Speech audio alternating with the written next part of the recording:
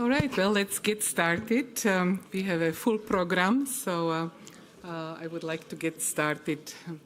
We give everybody a chance to talk and are not sleeping too much in time. So good morning. My name is Klara Nahrstedt. I am the former director of the Coordinated Science Laboratory. It was my privilege and honor to be a CSL director for 10 years between 2015 and 2025. And now I am Director of Research at the Discovery Partners Institute in Chicago, as well as faculty in the Siebel School of Computing and Data Science. And what I would like to do over the next couple of minutes to really get your mindset into the past and then the present of CSL. So I want to welcome you to this tremendous event. I think we have truly a who is who in the CSL here, and very, very excited to see everybody here. And I'm looking forward to the 2 days of discussions on many, many very actual and exciting topics. So you will see this particular hour that I will talk about some of the past and present. Then our Dean of Grainger College of Engineering, Dean Bashir, will talk about some of the framework and place of CSL within the Grainger College. And then the current interim director of Coordinated Science Lab, Dr. Minh, will talk about future of CSL. And then we will continue with the next program. So let me just talk about why CSL actually has been founded. And I want to sort of bring you to the 1930s, when the research has been very solitary type of activity. Researchers at University of Illinois worked alone in the laboratories, and that was the time of research.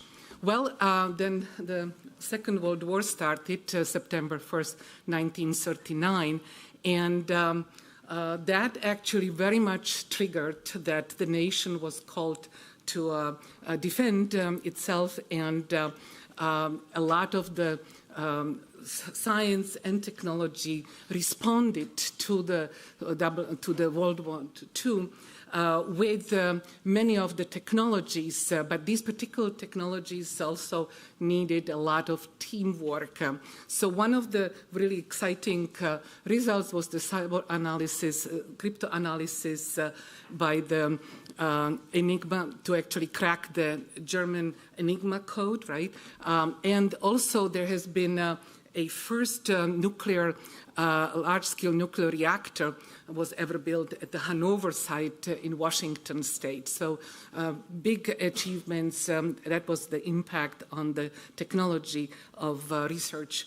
And we have been, of course, all aware of the huge Manhattan project that started the nuclear bomb, but again, teams were called, and so multidisciplinary, interdisciplinarity became really, really important. And of course, John von Neumann has been very instrumental in the whole scientific space of computing, that also working with Oppenheimer and other scientists moved this particular area forward.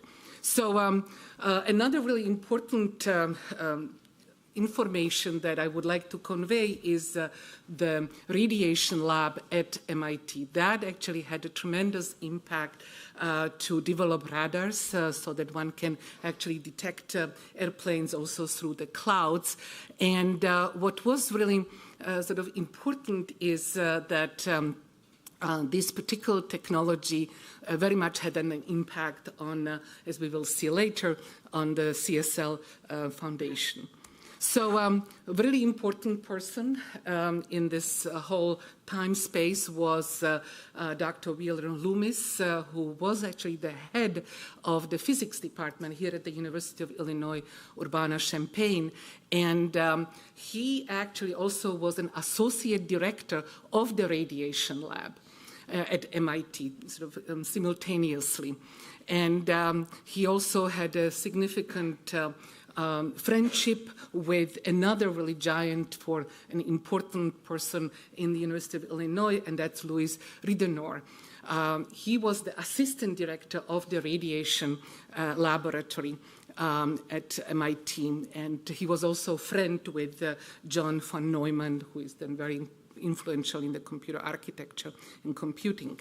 So the victory, of course, of 1945 really brought a lot of technological advances, but I think a really big important aspect for CSL Foundation was that multidisciplinary research became really important, and that actually also continued to be after the Second World War.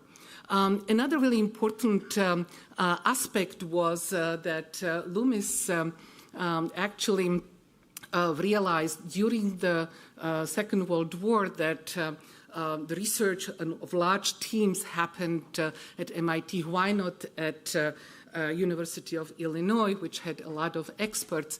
And so he was actually saying, after the next war comes, there should be truly a laboratory here at the University of Illinois. And so he also very much looked at building up the physics department, the engineering department, faculty. One of the interesting aspects was that during the Second World War, 2/3 of faculty and students, graduate students, left to defend the country. And so he had to actually also rebuild the whole faculty space. So he recruited then, as a result, also Louis Ridenour to Illinois. And this particular scientist has been tremendously important to the computing space because he actually established the Digital Computer Laboratory, DCL, right, that we still have. And he actually then was instrumental. He led the proposal for Ordwag and Iliac-1 computing. Again, very instrumental, very influential in the whole computing space. Another sort of important aspect was that he, together with John von Neumann, were actually technical advisors to the military. So this was definitely pushing the computing technology. And then June 25, 1950, the Korean War started, unfortunately, and then this actually led to the situation that Loomis actually really started to push another sort of center or organization that could help these particular efforts. So by July of the year, basically, when the forces were on the ground, again, new defense aspects of research had to be considered. And so Illinois, together with Professor Loomis, but then Ridenour and then von Neumann, basically really pushed for CSL to be part of the whole defense effort. And that basically really started to formulate the whole space of CSL, which was Control Systems Laboratory, to actually respond to the various defense questions, scientific and technological questions. So February 1st, 1951, we see actually foundation of and starting of the Control Systems Laboratory. This particular laboratory, when it was established, was classified. That means that only faculty and engineers, science engineering, and so on, have been allowed to be in that particular space. Students, graduate students, were not allowed. So the early months of CSL are interesting, and the reason is that they basically got a very preliminary space at the top floor of the physics laboratory, which was very hot. So there was a comment in the historical documents that it was very difficult to work there. But there was a group of researchers working on various control radar type of technologies, and funded by the military for defense contracts.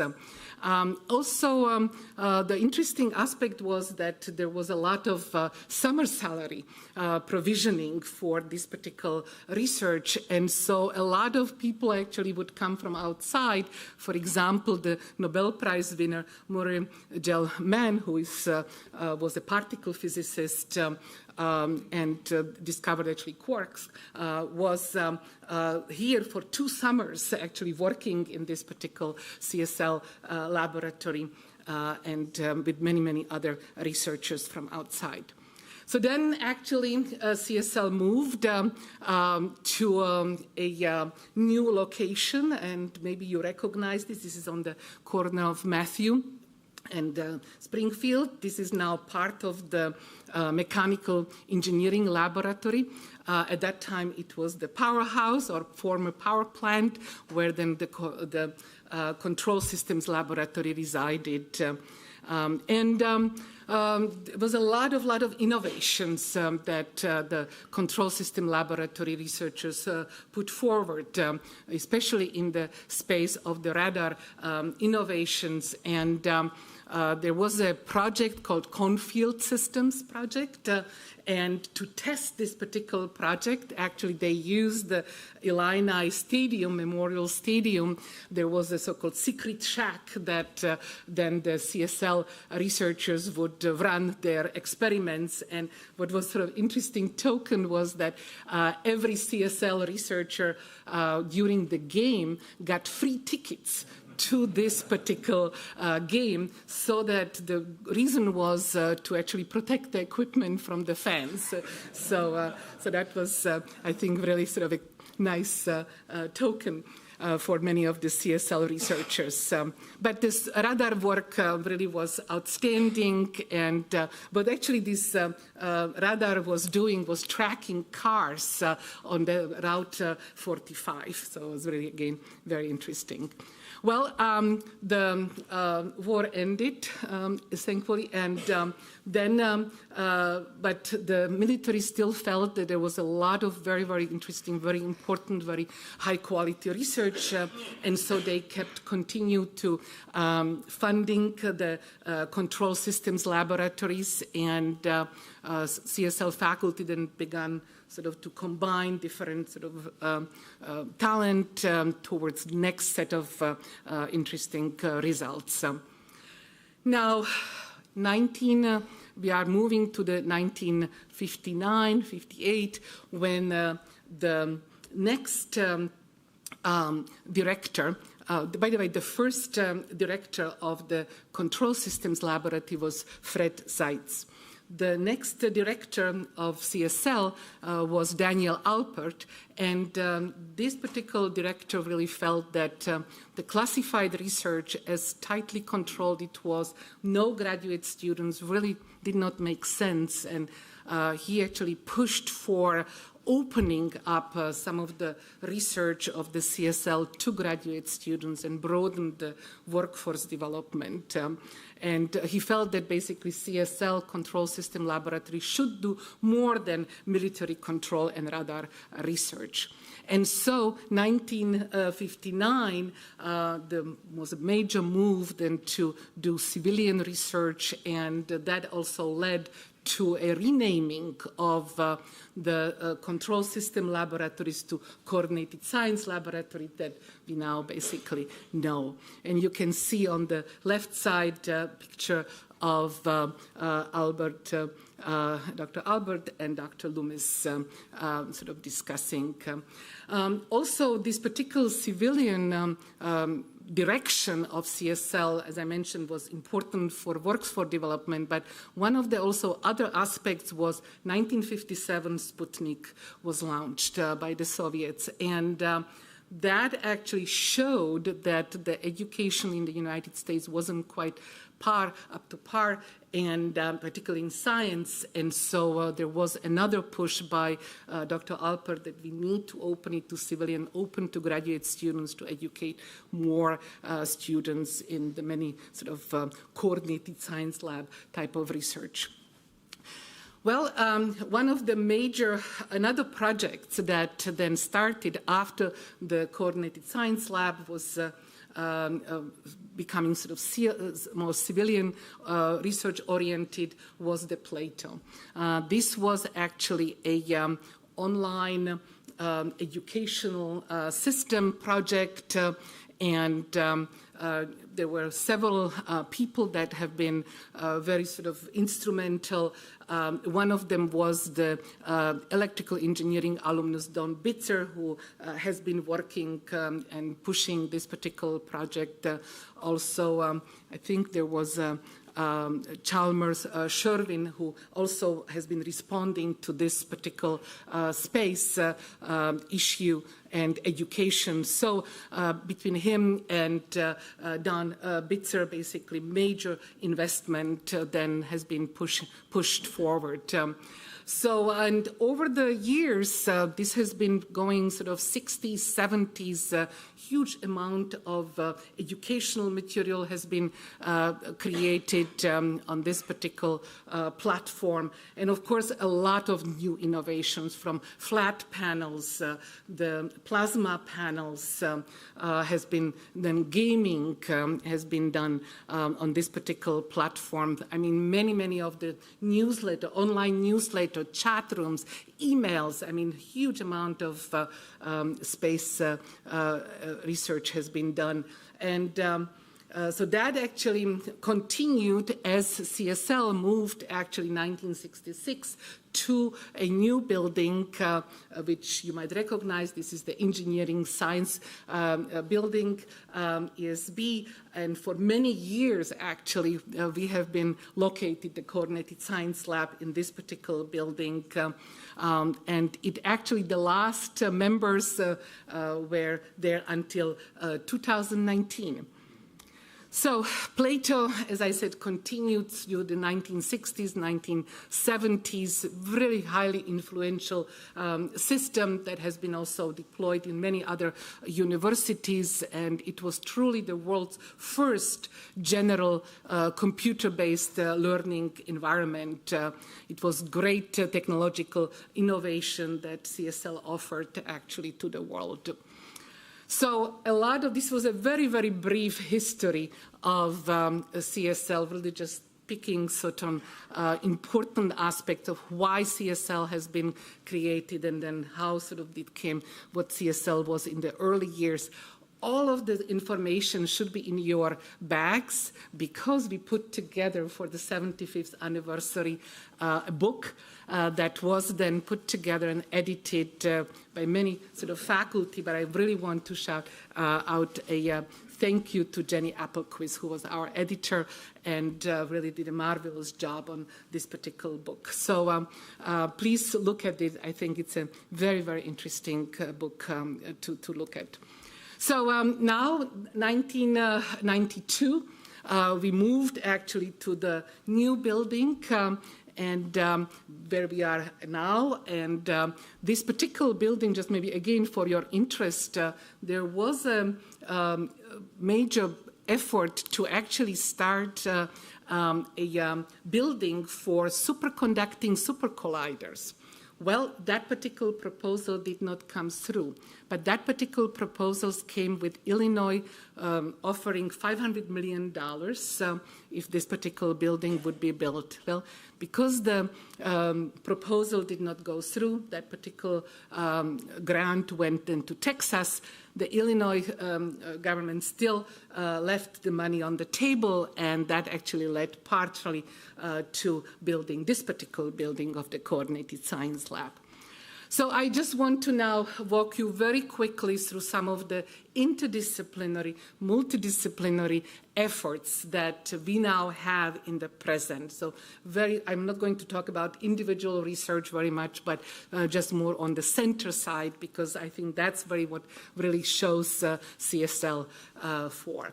So really important, besides that particular building that you saw before, 1992 we started 2015 to also occupy CSL studio that has now office and also robotics laboratory, healthcare systems laboratories, as well as some of the Illinois Trust Institute offices.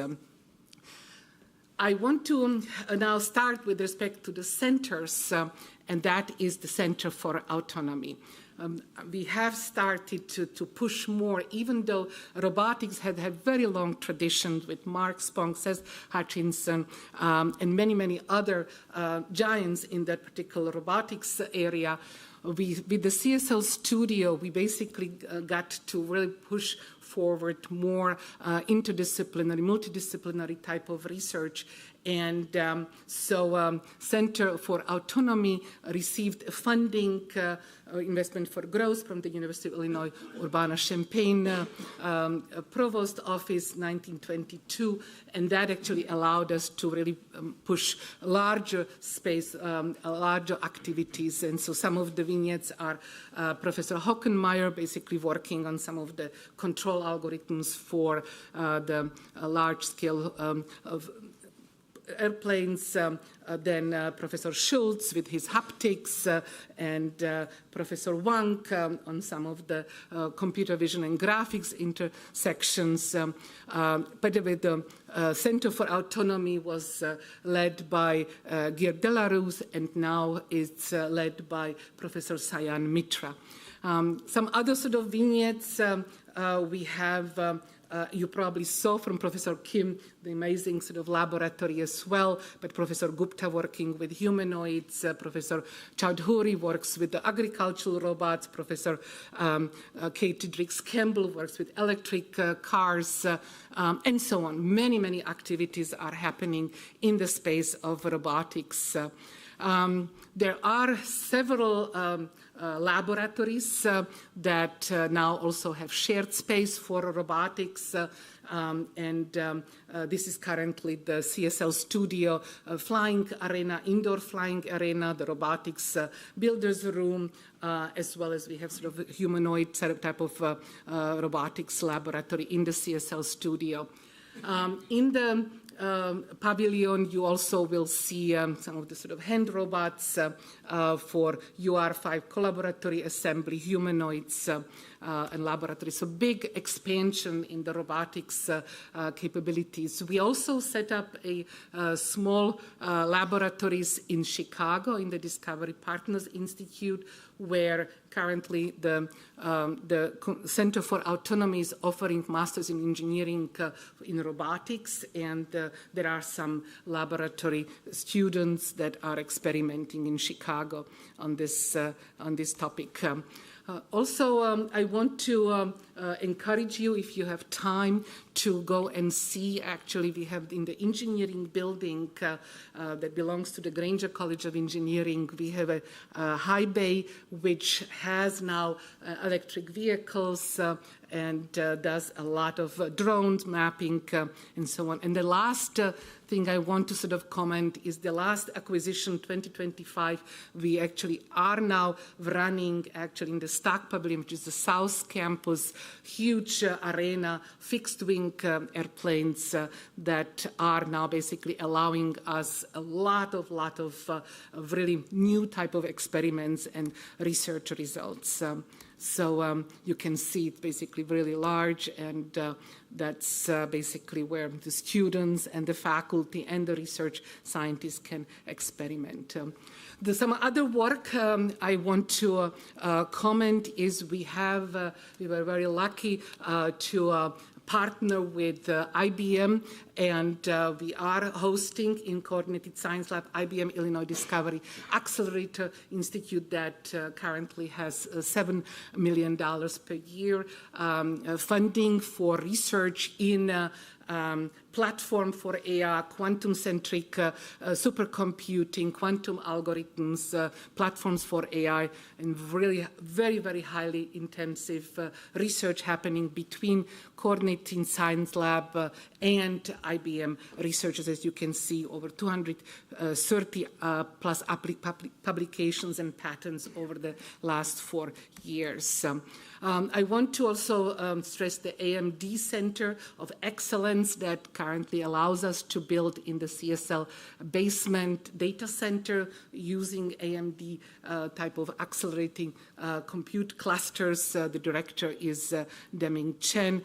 By the way, the IBM IIDAI director is also Deming Chen, together with the Fabio Oliveira. So as you can see, very close collaborations in the IBM Illinois Discovery Accelerator Institute. But the AMD is really for us very important equipment and cluster research for a lot of the AI research that happens in CSL.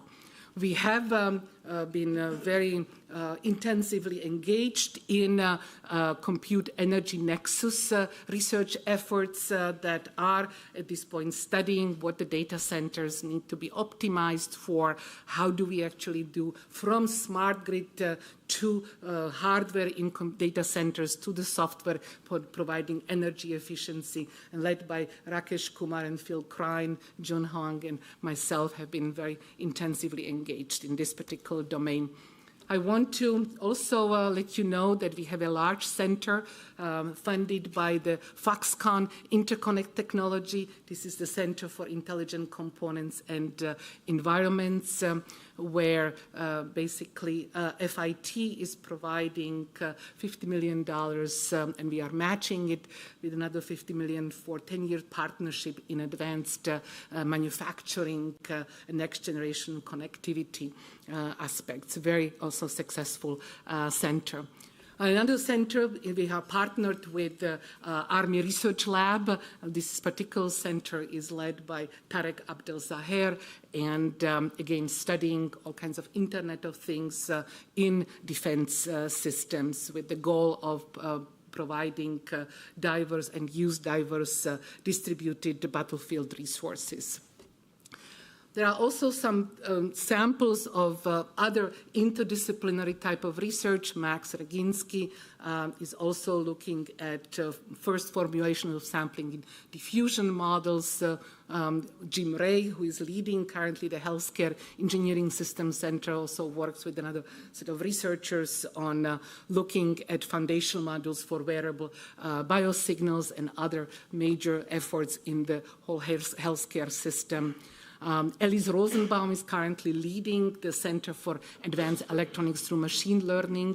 That is very exciting. And Alex Schwing is leading with me the Scene Understanding foundational model. So you can see a lot of AI and systems, and you will see actually through the next 2 days all of the exciting things that are happening here, and hopefully you will enjoy the next two days. We will touch on some of the achievements of the past, but also we consider the current and future state of these very key areas that are proposed in the CSL research. So that concludes my talk, and I would like to now introduce our dean to come forward and give his welcome remarks. Dean Rashid Bashir is the Grainger Distinguished Chair as well as a professor in the bioengineering, and he's also the vice chancellor for Chicago Strategic Economic Growth. So, Bashir, please.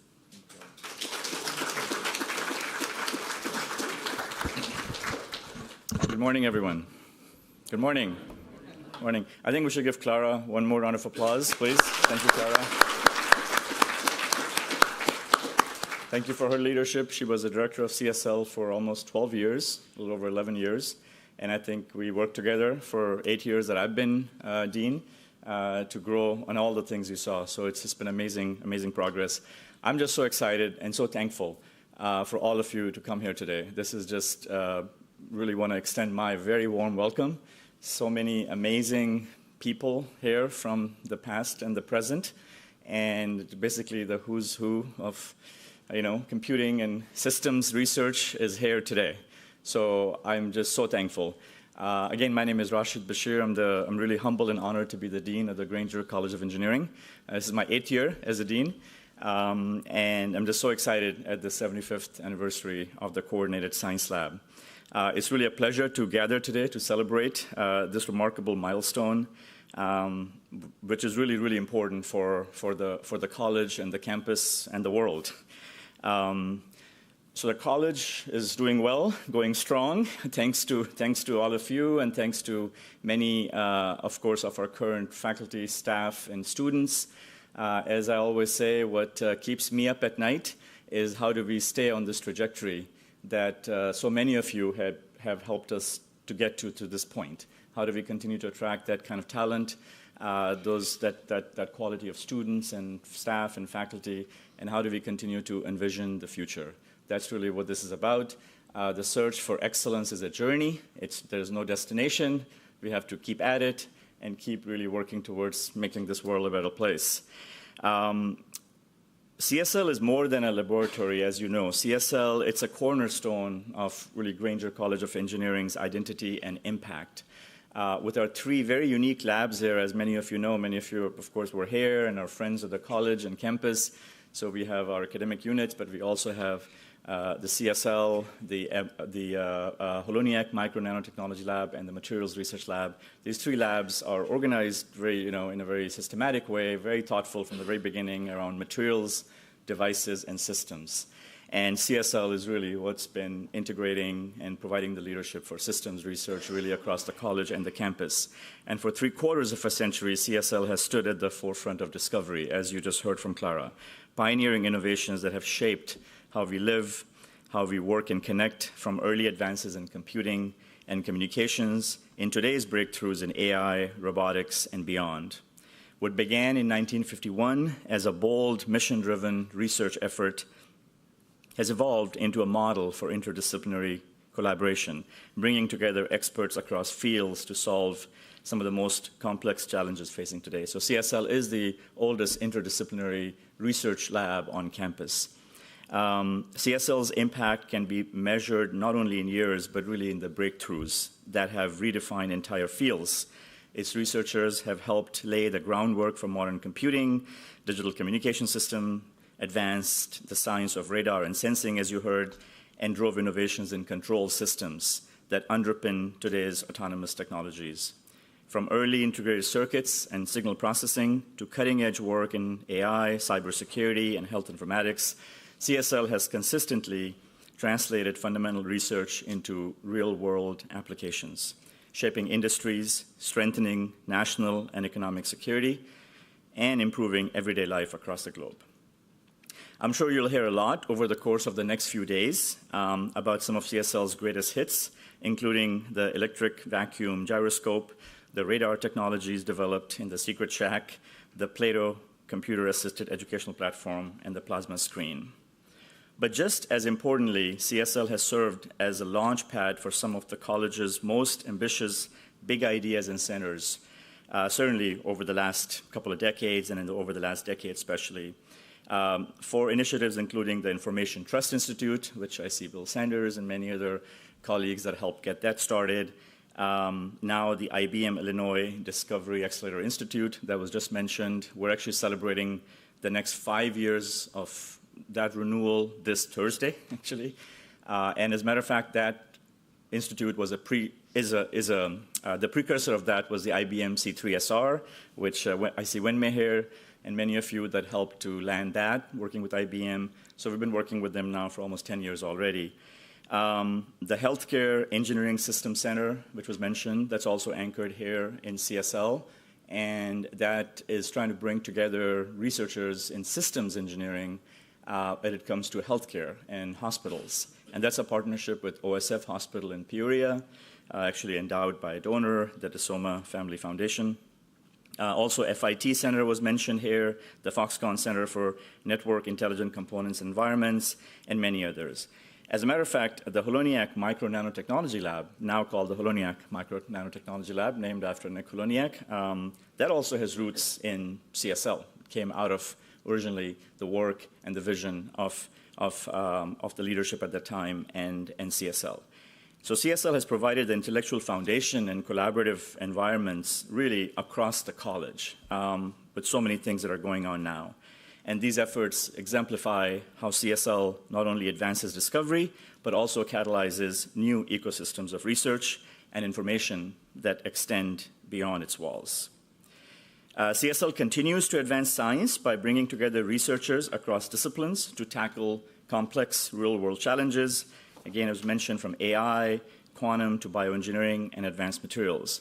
We're also doing a lot in quantum, as you probably know already. We have a center called IQuest, the Illinois Quantum Information Science and Technology. It's anchored in MRL, but the faculty collaborate closely, actually, with CSL. And as a matter of fact, the IBM Center has a big thrust on quantum-centric supercomputing. Another big effort that's happening on our college and campus is nuclear energy. I just want to mention that very briefly. So we're also working to actually bring a micronuclear reactor to campus, working with a company called Nano.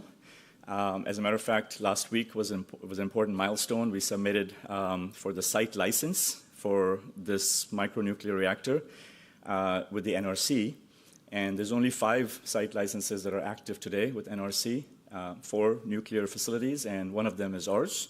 And it's the only one for a micronuclear reactor. So we hope to bring that and connect it to the campus grid, connect it to our campus power as well, and demonstration and research will be performed.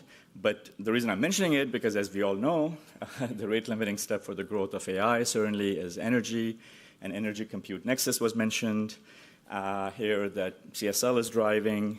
So we are also kind of connecting this dot across the college and the campus and continuing to go after big moonshot projects, Mars shot projects, I would say, to advance the frontiers of science and technology across the stack.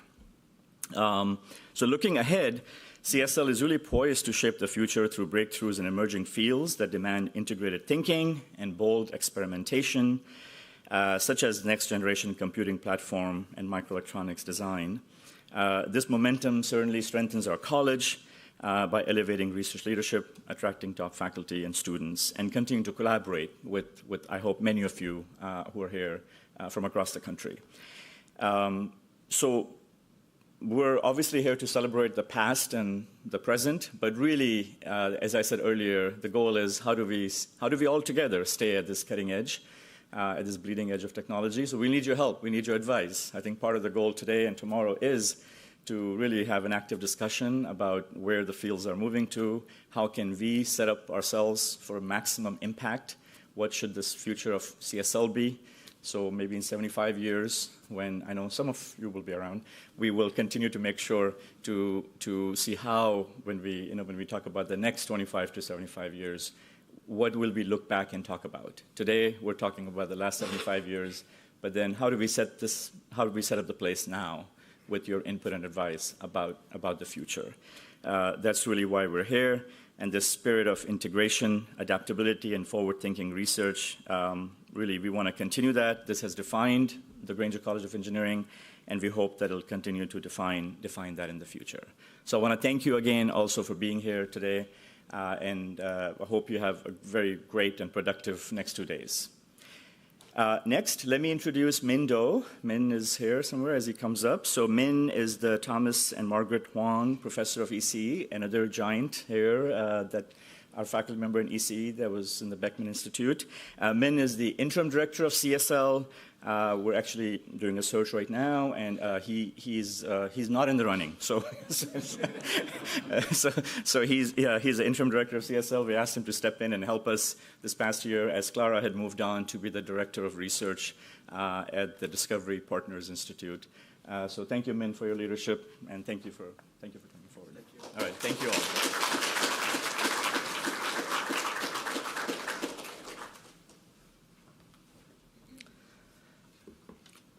Okay. Good morning, friends and colleagues. As been introduced, it's my great pleasure and honor and privilege to serve as the interim director of CSL. Thank you very much for many of you have traveled, from very far to come here and celebrate this important event with us. Over the last few days, I also got a message from some of the members, former members, for example, our former Dean and Provost, Adi, who told me that he had been a faculty of CSL for many years, and now I understand because that was launching pad for the micro and nanotechnology lab. So as mentioned, we are the current stewards of CSL, right? There is an institution that built on 75 years of extraordinary accomplishments, history, innovation, and impact, as we just heard from Klara. So with this legacy, it places a responsibility on us to carry this forward with ambitions and purpose. And as a part of our preparation for this 75th anniversary, we have looked not backward, but also forward. And we have done internal discussions within CSL. We survey and gather input from our current CSL faculty. We have conducted a policy and planning committee workshop, and we try to, reflect and think about these very important questions. What should CSL become over the next decade to remain impactful, relevant, and bold? So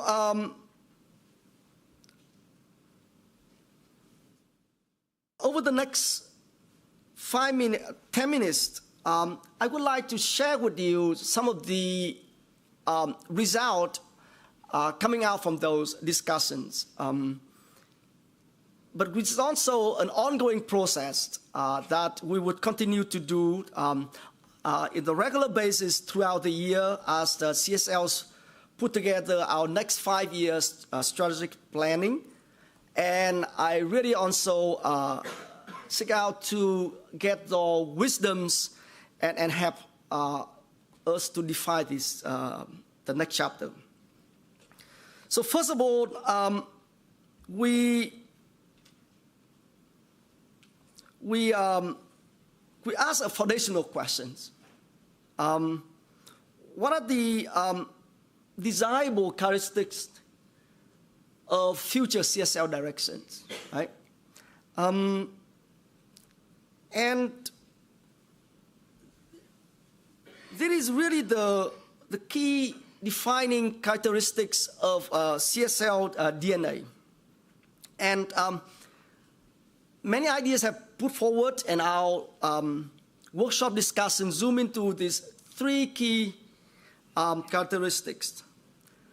First of all, CSLs have been and continue to tackle the major societal challenges with a strong scientific depth. Right? So the societal impact together with the scientific depth, I think that's the foremost important characteristics of CSL research. Second,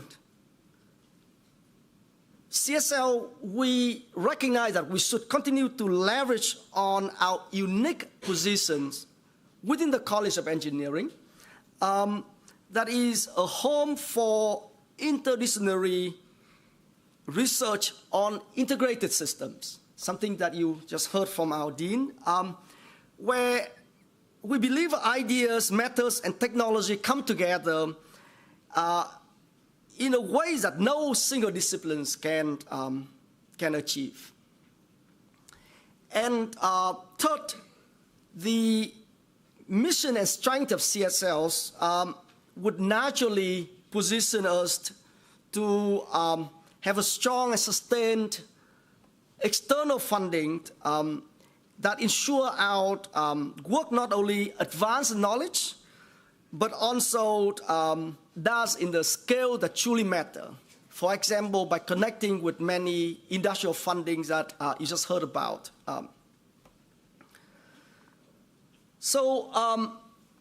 Next, we ask CSL faculty to share with us a more concrete questions.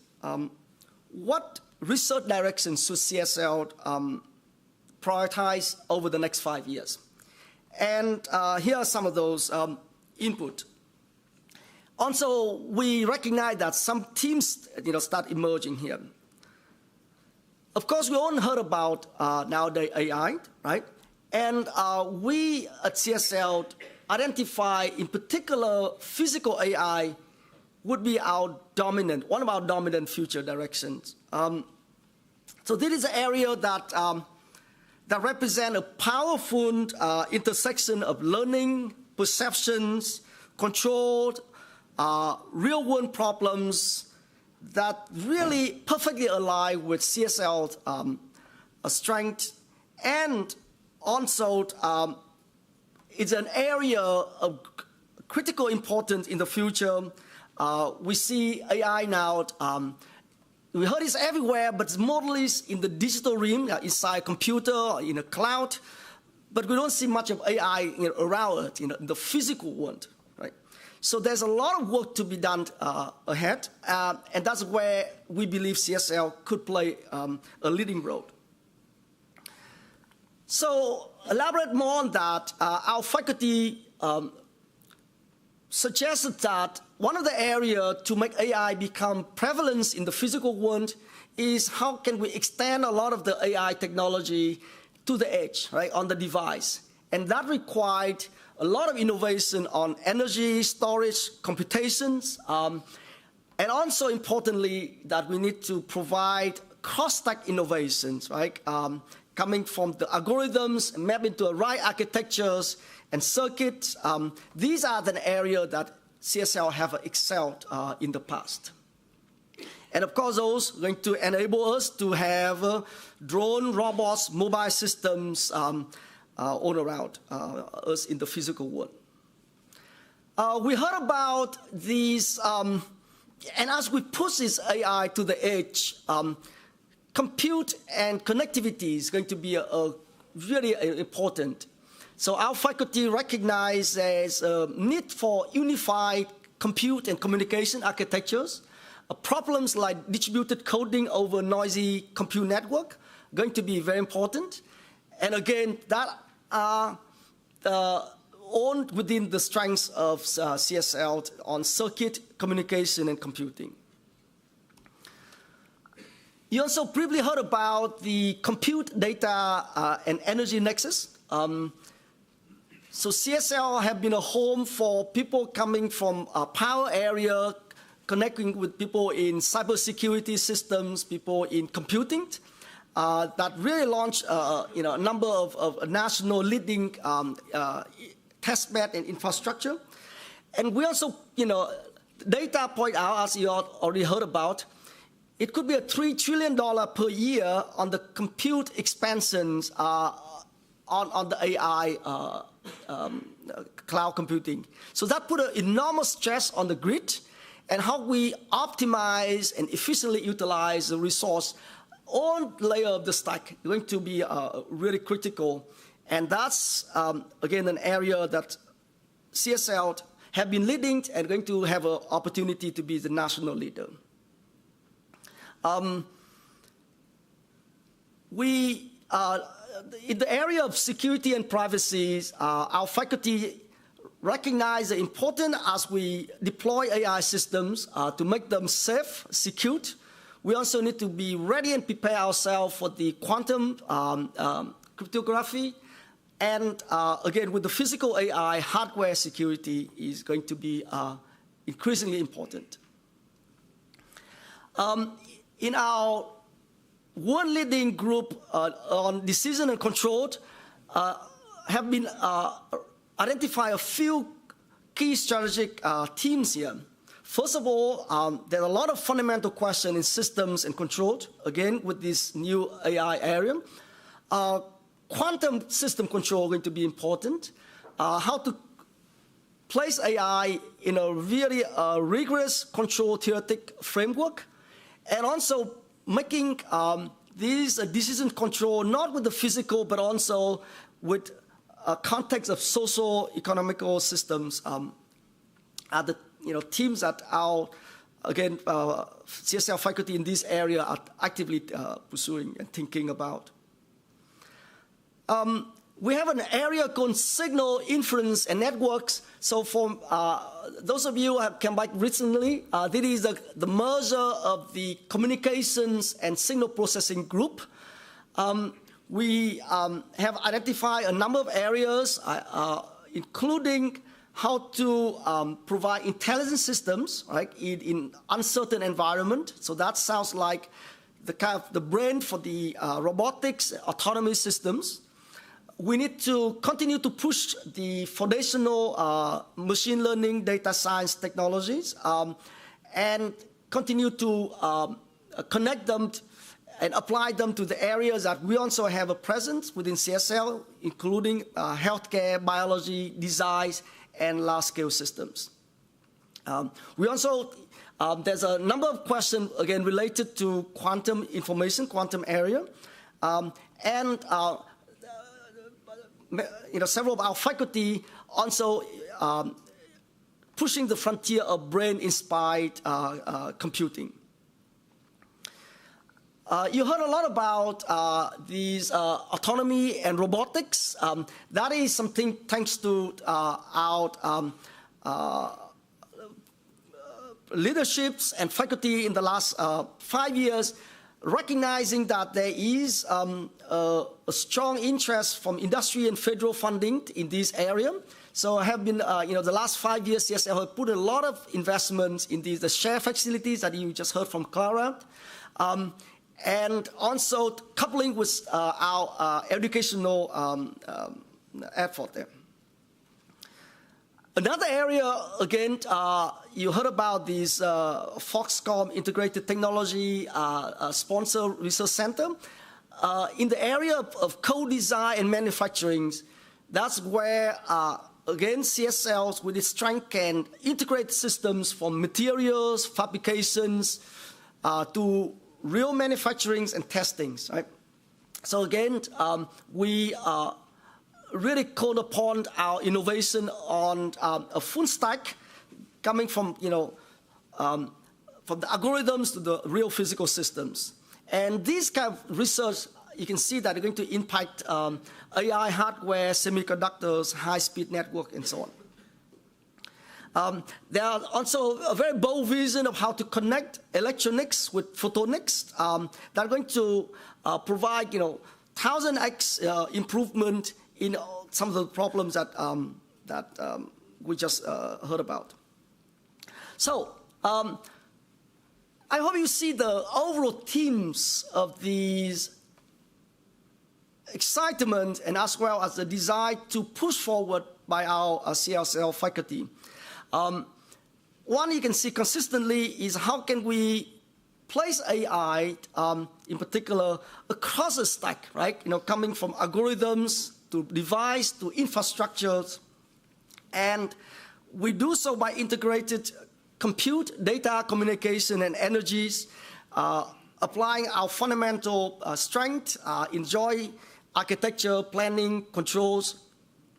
We need to be ready for the quantum and beyond CMOS technologies. And out of that, you can see all of those problems require interdisciplinary collaborations. We certainly continue to have a need for infrastructures, community buildings, and hiring, which we have been doing, and we continue to do so. So finally here, as I mentioned, this critical exercise is something we would continue to do. So your input here are needed. So if you don't mind, this is a QR code. You can just point the phone to this QR code here, in which you have an opportunity, and we really wish to get some of the wisdoms on what should CSL prioritize over the next 5 years. So any sharing would be greatly appreciated. We would compile that together. And again, as I mentioned, we are having ongoing exercise to define our strategic planning in the next 5 years. So thank you very much.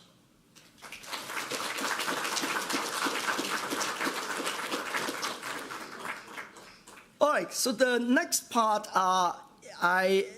it's my privilege to introduce one of my dear colleagues, Srikant, who have been a long-term CSL faculty member and is currently the director of this NCSA building, who is going to introduce our next plenary speaker.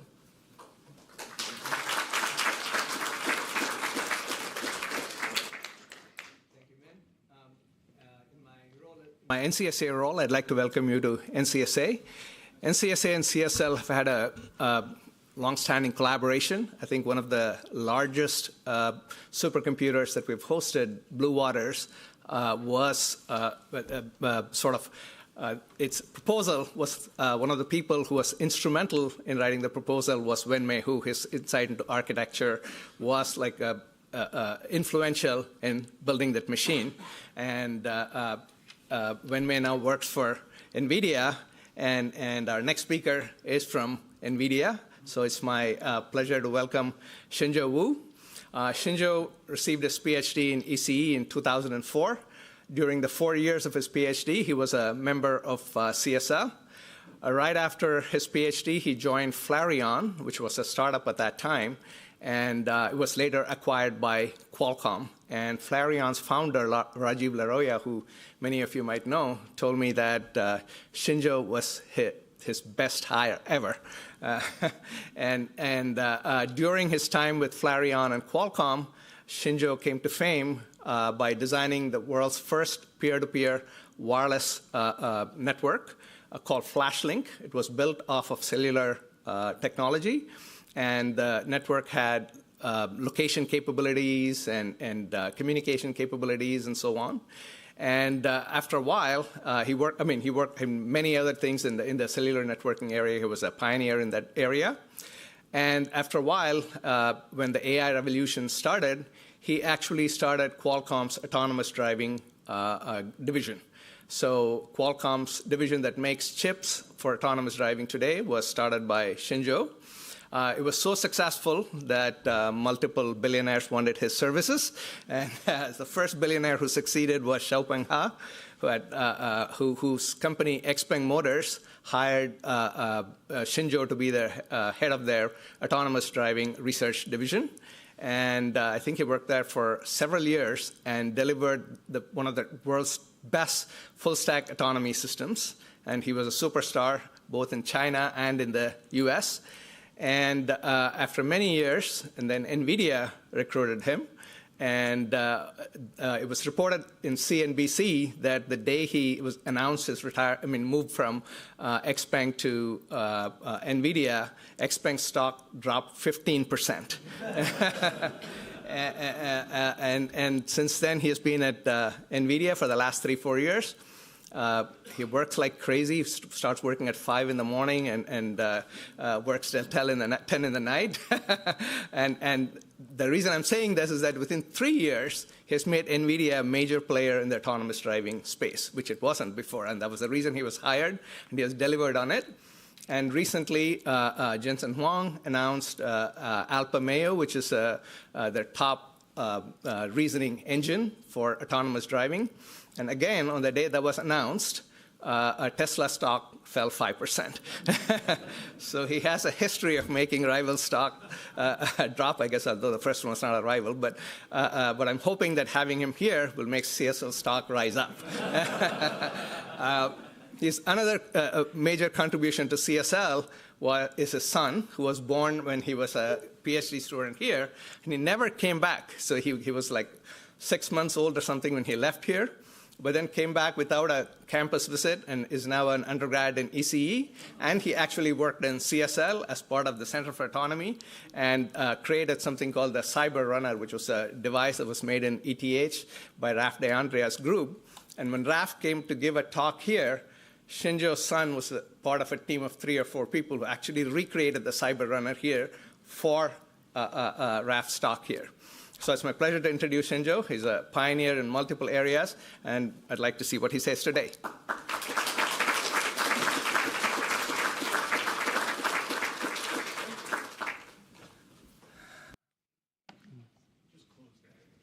All right, and let me just switch to the.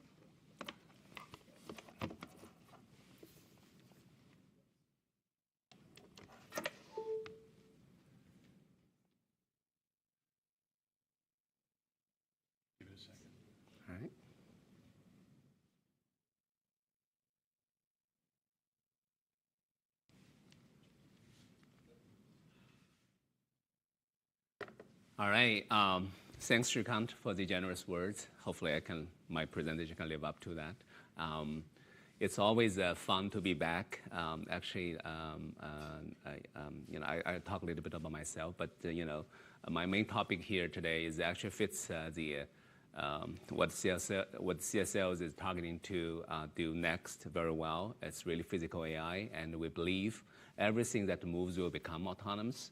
And I'm leading the I would say automotive business unit at NVIDIA, and my mission is really to make this happen, and also advancing the L4 autonomy with the whole ecosystem, the whole automotive industry at massive scale. All right, Srikant said a lot about my life here. Actually, I got my PhD in 2004. And this picture was taken, I think, in 2005, much younger version of myself, 20 years ago. I joined Srikant's group in 2000. Then obviously I worked on 2 projects, where one is to get my thesis, the other is, my first boy was born here. That's probably arguably a better project. And he's here in the audience. As a junior, I'm so happy that he's having good, other than complaining the weather a little bit. He was spoiled a little bit because we lived in San Diego for a long time. So, but he's having a good time here. And the 4.5-year life I have at the CSL is probably still the best part of my life. I think I really enjoyed my time here. One of the important things I learned from Srikant and the other faculty member here is really to look at problem from first principle. I still remember the many hours I spent in Srikant's office discussing, my research and papers at equation level, every equation. He forced me to write down every equation for him on his tiny blackboard. I'm happy to see his blackboard is now upgraded to a bigger one. So that process is actually very helpful for me, because no matter how complex the problem is, essentially, we can get to the first principle, understand really the essence of the work.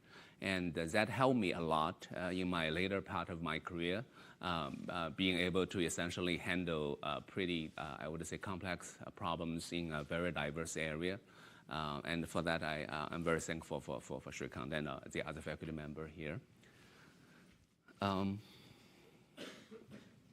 So yeah, as Srikant said, basically I joined Flarion, which was a Bell Lab spin-off, and we looked at using FDMA for basic cellular network back then, 20-ish years ago.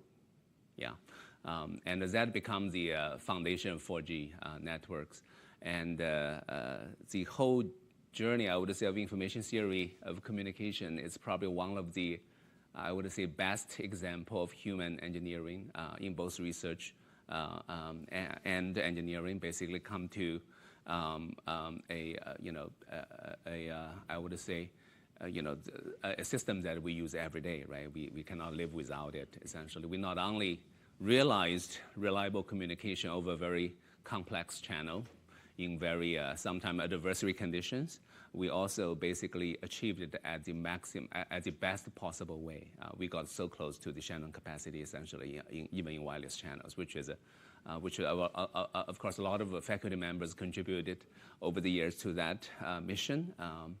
And then, when Flarion got acquired by Qualcomm, we worked on a peer-to-peer communication network.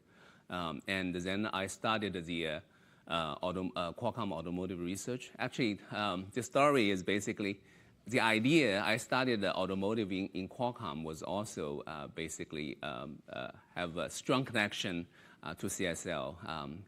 And I came back to Allerton, and I was listening to a session presented by, I think, some CMU students working with General Motor engineers. They were looking at using Wi-Fi for vehicle, basically, communication. I was like, that cannot be right. The cycle prefix for Wi-Fi is too short. So I ended up follow up with the students, and that ended up me visiting, basically, General Motors for a few times. That started the Qualcomm automotive research. Obviously, given Qualcomm's strong foundation in wireless communications, the starting point was really looking at how to enable this robust vehicle-to-vehicle communications. So that kind of started. So we started to apply this peer-to-peer communication, which was called a flash link to vehicle, and that became a national standards later on, which is called LTE Direct. And then, one thing led to another. I ended up leading, establishing and leading the Qualcomm, autonomous driving, basically, team. And another thing, I spent 5 years at XPeng, and then, I joined NVIDIA about 3 years ago. And one interesting picture here is, this is probably the, I would say, most peaceful job transition ever, because my former job, Xiaopeng, sent me to NVIDIA and with Jensen, and the three of us at least look pretty happy on the picture. Jensen was telling Xiaopeng that, with Xinzhou, because my job is really try to enable the whole ecosystem. He said, Xinzhou still works for you, but not on your payroll anymore. So that's the story. So before I start to basically get into, let's say, more technical slide, let me first show a video of, a recent drive my team did on a prototyping Mercedes vehicle. Hopefully this can tell you guys, at a high level what we have been working on. Today we're going to experience the reasoning capabilities of the Alpamayo model that powers the intelligence in our cars. Throughout the drive, you'll see the car is constantly evaluating its surroundings in real time. You can also ask the car for information about your surroundings. Hey Mercedes, why is the Transamerica pyramid shaped like that? Architect William Pereira chose the tapered design so more sunlight could reach the streets below instead of casting a huge shadow. We've also asked the car to narrate its thinking out loud today, so you'll hear it call out what it's observing and why. I'm changing lanes to the right to follow my route.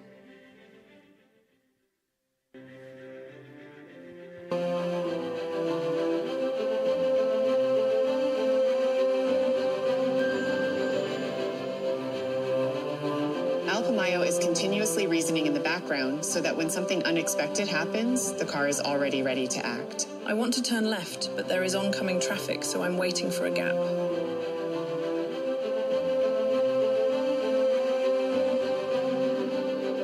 There's a double parked vehicle in my lane. I'm going around it. There's a pedestrian in the crosswalk ahead. I'm going to yield.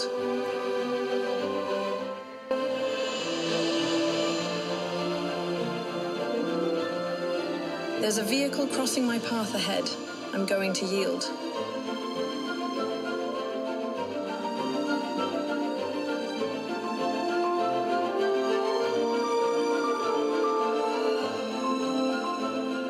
What sets Alpamayo apart is how it reasons through complexity, breaking down edge cases before they become problems.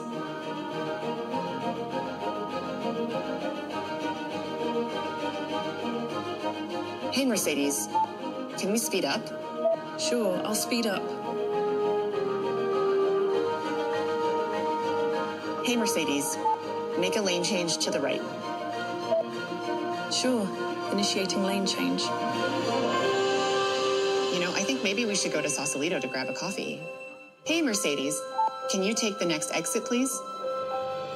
Sure, turning right ahead.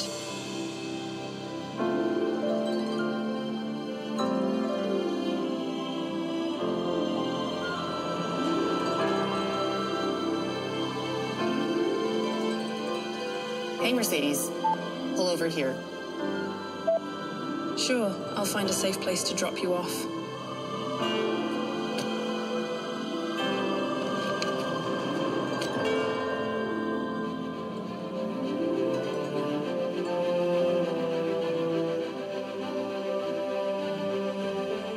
From dense city streets to highways and bridges, in both real and simulated environments, Alpamayo reasons through it all, continuously building a safer, smarter driving experience.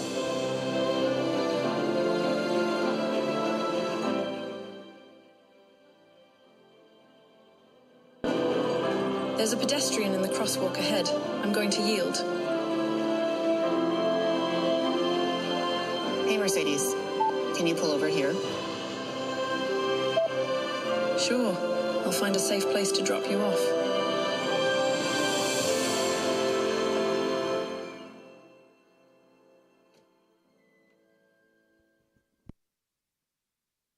All right. So hopefully this gives you some idea regarding a future system, how a reasoning model can drive a car. This system is still in prototyping stage.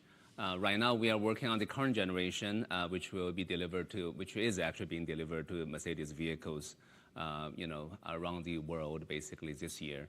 And I hope average customers can get it. I think in United States should be around June timeframe. All right.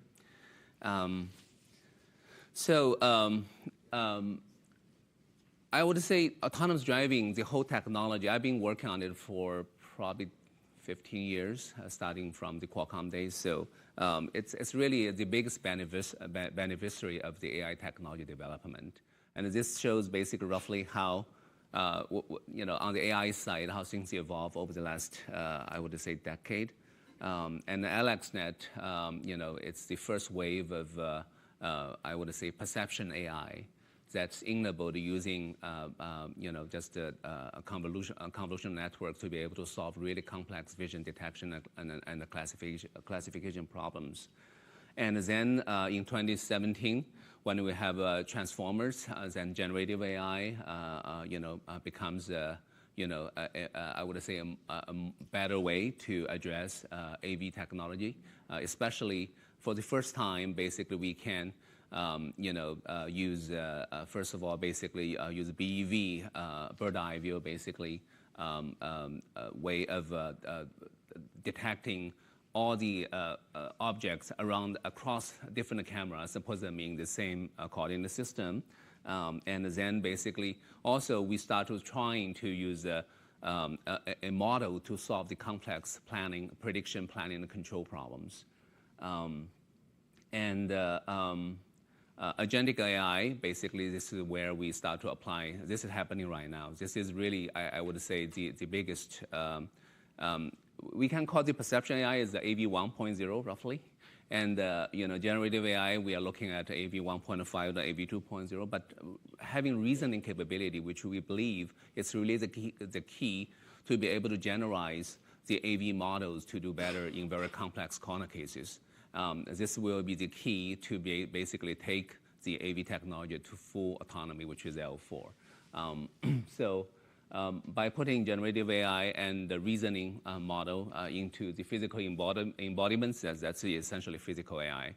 And we believe that AV, autonomous vehicle, will be the first mass deployed, basically, physical AI platform. And at NVIDIA, we have been working actually over the last 10 years to enable AV basically to happen. And right now, we believe that we have reached the ChatGPT moment for autonomous vehicle. And why is autonomous vehicle so important? Right now, basically, if you look at, I think this is a very busy slide, but the most important number here is basically there's roughly 13 trillion miles or kilometers, I forgot which one, that the vehicles drive annually, basically across global. Right now, basically, roughly 0.06% of the mileage are driven autonomously. And again, we believe that in the future, which is not very far actually, we believe that every mile will become autonomous. And that's a huge opportunity for anybody who's working on it, even for NVIDIA at its current size. So this is why basically we have been working very hard with the rest of the industry to make this dream come true. So what are we doing? We think that the AV problem, our physical AI problem, is in generally what we call a three-computer problem. We have the training computer basically in the cloud, which is obvious, and we have an inference computer in the car, which is really basically transform photons into actions, into trajectories. And that's one more computer which is less important, which is the simulation computer. Simulation is become so essential basically in the future, in the large model, basically model-centric approach to solve AV. I will talk much more about it. So having a very complex and powerful simulation platform or simulation computer is very core to solve the AV problem. Other than three computers, obviously NVIDIA is providing basically all three computers in terms of hardware and the software basically to help the ecosystem. We are also providing basically, I would say, 5 layers of services. At the bottom, it's the hardware. This is what we call the NVIDIA Hyperion. This includes the compute and the sensor basically architecture. And the next layer at the OS level, which is the basically operating system level, which we provide something called a Halos operating system. This is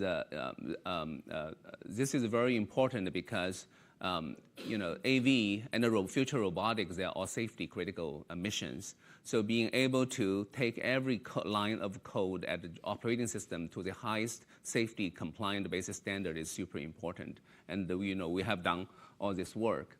And also, we also believe that in the future, when you have an end-to-end model approach, it's equally important to have a safety guardrail as part of the operating system that can make sure the model doesn't suffer from hallucination. So at operating system and the platform level, this is what we provide. And on top of that, we also open sourced Alpamayo. So Alpamayo, I know it's a mouthful, but it's a mountain in South America. It's by the mountain climbers, it's said to be the hardest to climb, but the most beautiful. So which represents very well the mission we try to solve with large models, essentially for the AV problem. With open sourcing Alpamayo and other tools and data around it, we want to enable the ecosystem, automakers and software developers to be able to, and the research community as well, to be able to basically try out AV solutions, obviously with the 3 computers we provide as well. And at the application level, we also provide a turnkey solution, which we call Drive AV. And this is an end-to-end software stack that can drive the car, essentially. I have shown Mercedes, and there's a few partners we're working with as well. And the list is getting longer. And then, on top of that, obviously, basically, infrastructure is super important. As I said, simulation is part of the infrastructure tool we provide, for example. And then, data and a lot of data processing, search and curation too are equally important as well.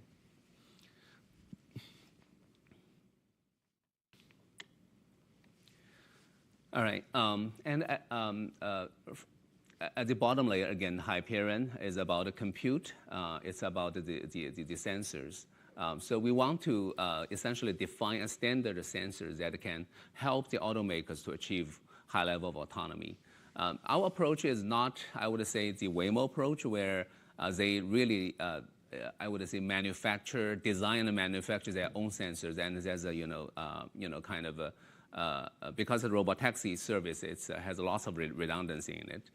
But we are working with all the auto OEMs. We want make all the cars driving on the road full autonomous in the future. So the cost is still a huge concern. So we're trying to look at what we call define the MVP for L4 capable sensors. And we want to standardize these sensors, and we certify sensor companies to be part of this ecosystem. And then basically when this happens, it's actually quite helpful, because suddenly,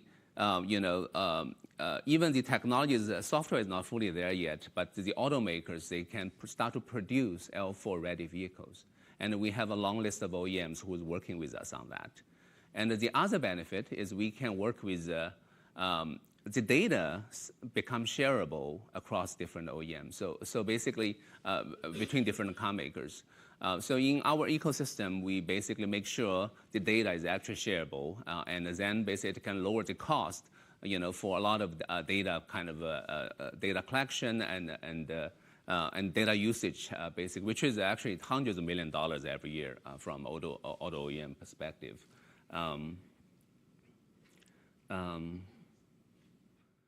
Let me go to next slide.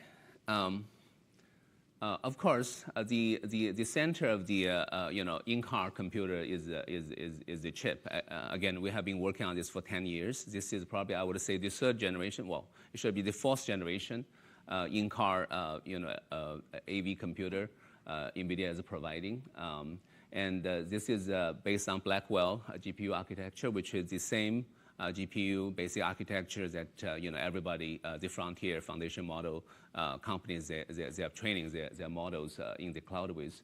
And very importantly, for in-car computer, usually we are very memory bandwidth limited. So being able to provide capability to be able to utilize basically lower bits is very important. So we provide FP4 basically support, which can essentially, you can think of it, it's increase the effective compute for these chips. And it can, support up to almost 2,000 FP4 teraflops, which is roughly 20 times basically the current generation, which is Orin, basically for large language model support.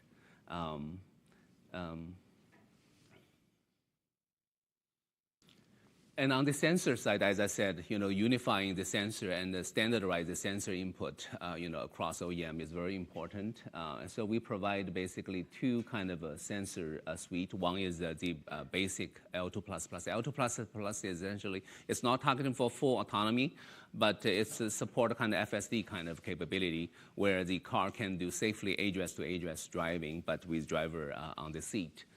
So the base version.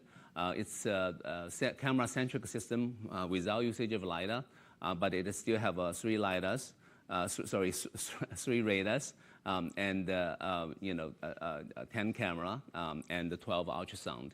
This is a system we are delivering with Mercedes and other OEMs.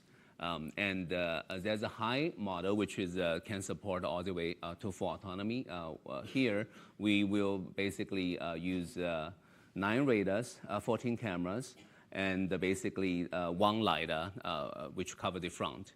So the design basically focus of this sensor suite is really try to make sure it's fail operational in the sense for any single point of failure of any sensors, the system can still basically take the vehicle safely to a what we call safe haven, essentially. Find a place it can park and wait for a tele-op or basically somebody to pick up the vehicle. Excuse us. No problem.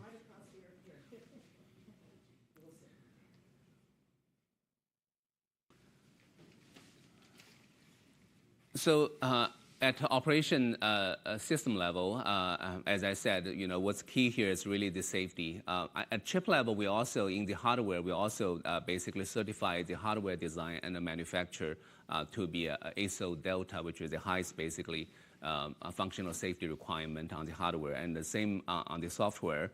We try to basically make sure this massive kind of software is certified to ASIL Delta.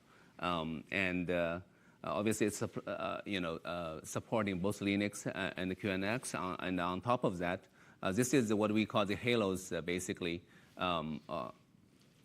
Halos core, essentially. It has the operating, Drive OS, which is the operating system. It also has the LM SDK, which will support basically OEM and software developer to be able to develop their, large language model on top of it. And the CUDA TensorRT, of course, is very essential. On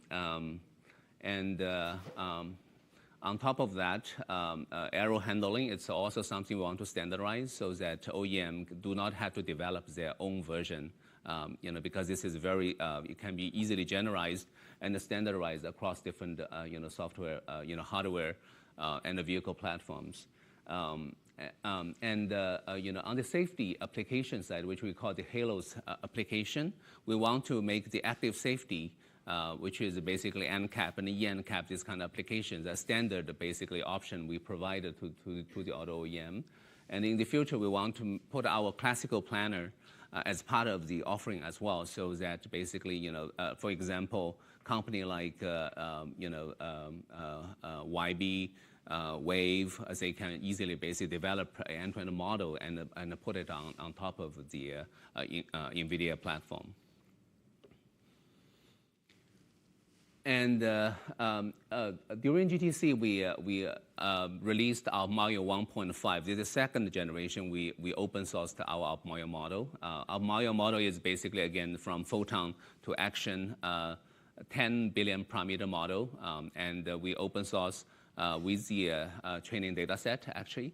Then basically, obviously OEM can use it to fine-tune it and basically take it to production. The difference of 1.5 is basically we added a few things. One is basically now for the first time the model can react to navigation, with input from a navigation map and also even from language, the model will select the right model,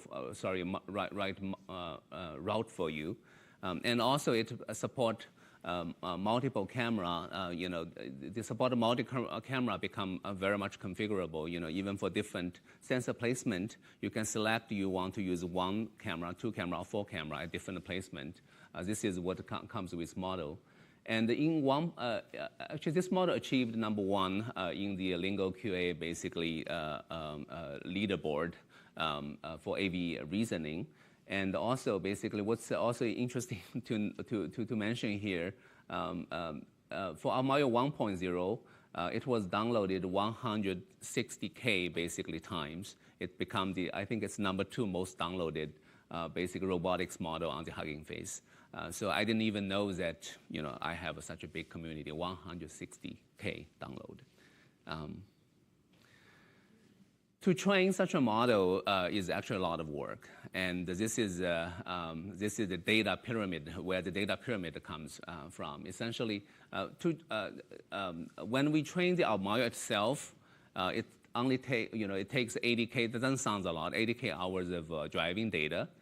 But this is not represent the whole story, right? Because our module, actually it's a 10 billion model, but the backbone is actually coming from Cosmos, which is a much bigger open source, basically, foundation model. So we use basically for the Cosmos reason, which is again the source of the backbone for our module. It has a 3.7 million basic reasoning samples. And again, on the bottom, which is the Cosmos World Foundation model, which is another open source model we provide to the community. That's trained on internet level of basically video data, which has 20 million hours of real world videos. This is how we step by step train our module models, and we open source to the community. Taking this model to production. It's not a turnkey solution. It still has a lot of work, the AV developer or the OEM need to do. So in general, basically, you still have to do a lot of fine tuning, basically to make sure the model works in all the corner cases for a particular vehicle platform. So obviously, data will come from data collection. And the synthetic data is very important. The new NVIDIA company slogan is computer is data. So simulation actually represents basically a significant fraction, in the data pyramid. And also synthetic data is actually can come from the data you collected from the road, also come from a test fleet. When you have a test fleet, basically what we call the RWD, record while driving, data coming back, you can use simulation to augment it. And this data, the massive amount of data, you need to have a data processing to be able to do effective and efficient, basically, search and curation to be able to find the data of value to enhance your current model. So this, kind of search and curation tool is super important. That's this first green box. And then basically after, obviously you train the data, train the model, you have to, validate it, in a simulation environment before you take it to a real vehicle. So that's why that's the other side of simulation, which is also important to be able to, which we call closed loop CLE, closed loop evaluation. Essentially, you just curate a massive amount of test scenario, and you have to run every model basically in this, let's say, gym. So that basically you can validate the KPI, of this model is not regressed. So simulation and validation is also very important to close this loop for a partner in our ecosystem to be able to develop and deploy a model. How do you know when you simulated enough? Safety point of view, That's right. So the ultimate, obviously, there's two sides of it. Number one is the evaluation data set have to be very, basically comprehensive. It have to pretty much, we kind of organize and structure basically all the scenarios based on tree structure, and your test data set have to cover every single scenario pretty much to make sure. And these data are actually real data. And then basically the other thing obviously is you take it to the field. So to deploy a, let's say, commercial-ready product, it still takes hundreds of thousands of kilometers of testing. That's the ultimate test to make sure nothing is regressed. Okay? Yeah. So when you are Mm-hmm. driving, what you're actually doing if you're the driver is you're also watching the people, and you're seeing whether they're looking onto the road, where their eyes are pointing. If they're pedestrians, whether they're fidgety. If they're bicyclists, whether they're driving steady. If there are cars on the road, whether the cars have damage on them, and therefore they're more likely to be reckless drivers. Does your model implicitly include this, or do you have explicit provisions for it? Okay. Well. Can you repeat the question? Very well. So when you're, again, repeating it, when you're training these models, as a good driver, you also watch the people around you. You see whether they're looking in the road or whether they're distracted.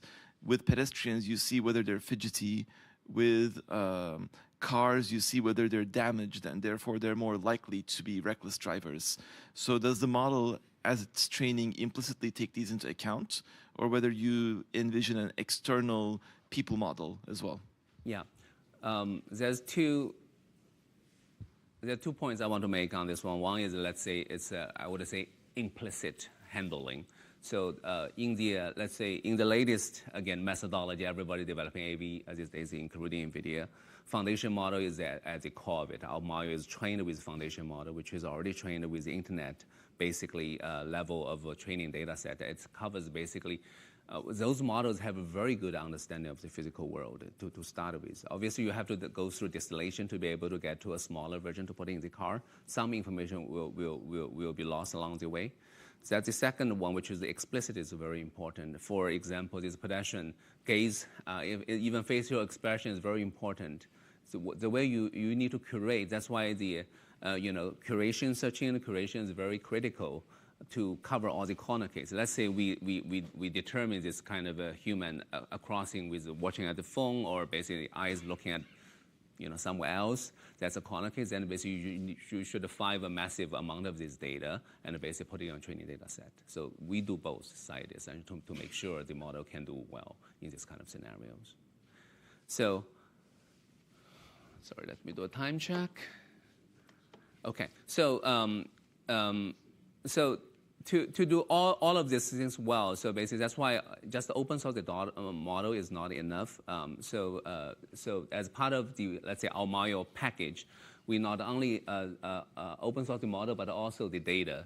We open source basically 1,700 of basically high quality data which we collected during the development of the project, which is by far the largest open source data that are available right now in the public domain. And then we open source the simulation tool, which can really basically help do number one, search and curation. Number two is basically validation for closed loop, in a closed loop with the model to help the ecosystem.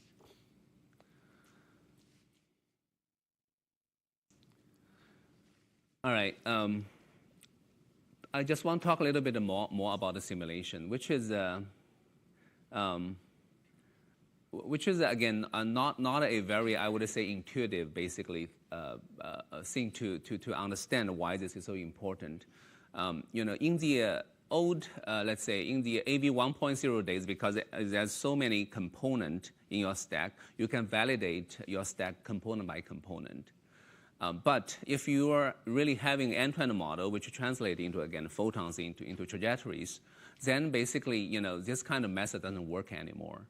A fundamental technology which is needed is when you want to basically, when the vehicle deviate from its, let's say, original trajectory, you need to be able to reconstruct the world at the photon level. This is what we call the neural reconstruction. In short, NeuRec. So basically, this video is about basically how, let me see if I can replay it.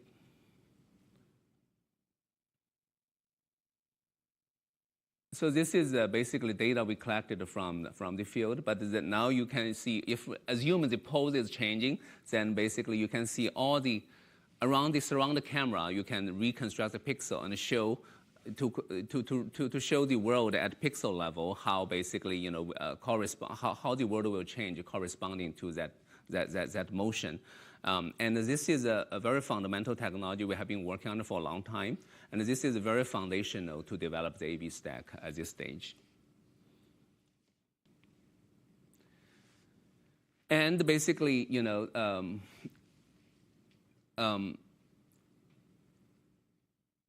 let me just show all of them. Essentially, reconstruct is one thing, but reconstruct is not good enough. We want to also augment the data sets by adding, editing, and removing basic actors, and even basically simulate the new kind of agents in your thing and in the scene, and see how the stack interact with it. This is how we can what we call fuzzing the collected data and make it basically 5, even 10x of the volume to be able to find the corner case better and cover them better. And Cosmos is another basically tool we use. Other than we talked about adding agent, this one Cosmos can change the background. Cosmos is another foundation model. You can basically make a day, let's say morning scene with a bright sunlight, basically change it into a rainy day, basically afternoon or evening, basically add a different lighting, and make sure the lighting conditions and everything looks photorealistic. This is again some technologies that NVIDIA has been working for a long time, and now we are putting it into good use to develop AV. And again, this tool is also open source to the community. Let me spend a little bit time. I have 20 minutes left on the turnkey solution we're developing inside NVIDIA. Again, I have 2 missions. One is to help all the auto OEM and basically and the AV developers to be able to develop the technology. Why does it make sense to us? It's a pretty simple answer, because the more people develop an AV stack, the more GPUs they will need, right? And also even because of 3 computers, compute has become data as well. That's also very important, because to develop an end-to-end model, you need more data, and data is compute, so you need more compute, which means you need more GPU. So, but we are also, basically the other mission I have is to really, to help the OEMs who really basically would prefer a turnkey solution. And this is what we call the Drive AV. Again, we have been working on this. NVIDIA started, Drive AV in 2015, 10 years ago. And on the hardware side, it's, I would say, much well known. So the first generation of our chip, Parker, was really the chip that supported FSD, or autopilot in the first generation. And then basically Xavier and Orin, they are both super successful. Orin was the generation, again, I was in China, in the Orin generation, but it really empowered the whole AV and ADAS development, in China and globally at this point. And right now we are working on Seoul. I briefly talked about it. But on the Drive AV side, essentially, probably again, it's not well known. But in 2017, we started a end-to-end model back then, which is very well ahead of its time. It's called a PilotNet. It's really trying to, I would say, pioneer the method from pixel all the way to trajectory with one model. And then our partnership with Mercedes started in June 2020. Well, it's a long journey. And finally, basically, the collaboration has been to a good stage, and I'm very looking forward to personally as well to release our software in Mercedes vehicles later this year. And then we have JLR, and again, the start of Drive AV production. It started last year in Europe, and this year, by the end of this year, I want to see L2++. ADRES to ADRES, basically software in all Mercedes cars in the United States. So the stack we do is a hybrid stack, what we call basically, it has a, Alpamayo, which this Alpamayo is not the basic open source model. You can think of it as the fine-tuned in-vehicle model. This one is only 500 million, parameters, because we will have to fit it in one Orin. And then basically we run it, side by side with a classical stack, which is also very important. With this combination, the model is in charge of making the vehicle, making the driving very much human-like, which we call human-like driving experience. But the classical stack is a safety guardrail that can give you basically interpretable safety. With both, obviously we're delivering parking, then basically ADRES to ADRES urban driving and highway driving with hands-free capability and active safety.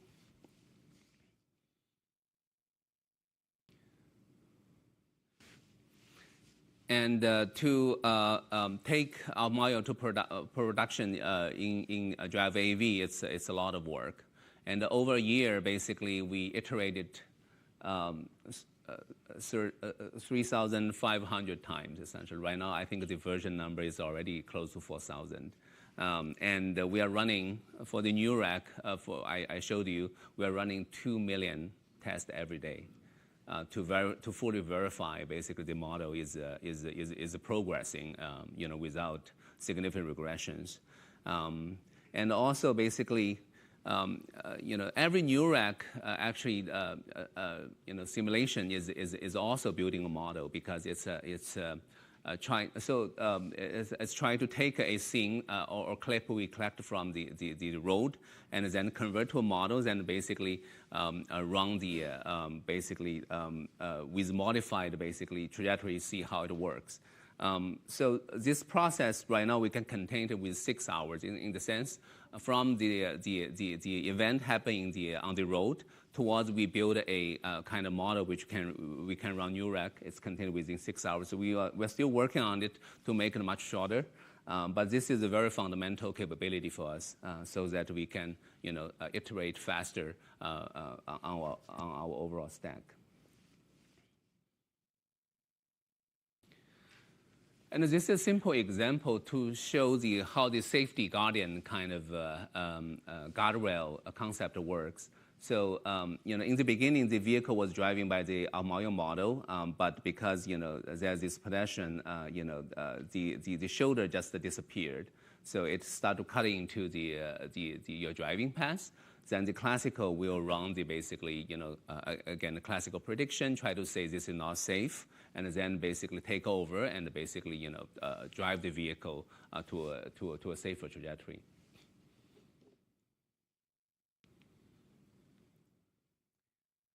And we are starting the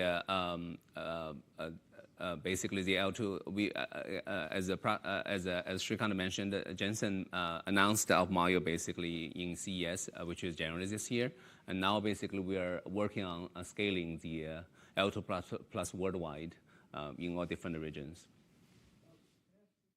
What's a classical stack? That's right, classical. Classical is basically, you can think of it's just, break the stack into perception, prediction, and planning and control. So it's a component kind of stack with many different components, and as I said, you can verify the safety and efficiency of every component separately. Most of these are also ML based, right? But most of these components are also machine learning based, right? So okay. More or less, but yes. Okay. Yeah. Right. There will be a significant still rule-based stuff, in the planning side, but yeah. Okay. On the perception side, as I said in the beginning, it's mostly convolution network. Okay. Yeah.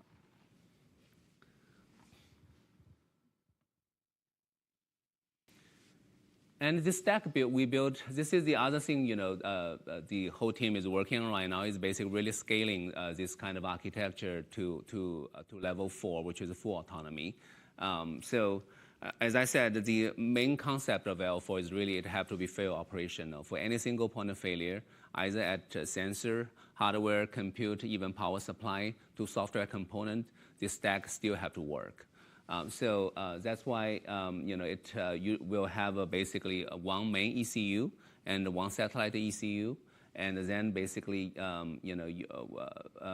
this stack we build actually can scale to this kind of architecture very well, because even for L2++, even with one ECU, we have a redundant stack. So build on top of this, we can easily basically enable this kind of full redundancy to support single point basically fail operational capability in our L4 system. I notice your sensor groups include LiDAR and radars. Yeah. But from my limited understanding, Tesla doesn't do that with their autonomous driving. Would you care to comment on that? And does that mean they're incompatible with your stack? Well, I should not probably comment on Tesla solution. That's my standard answer. We believe that basically, especially to have this capability of single point of failure and fail operational, it's very important to have redundant sensors. And also basically to the, I would say, safety level that a full autonomous system requires, we also believe LiDAR is essential basically in the stack.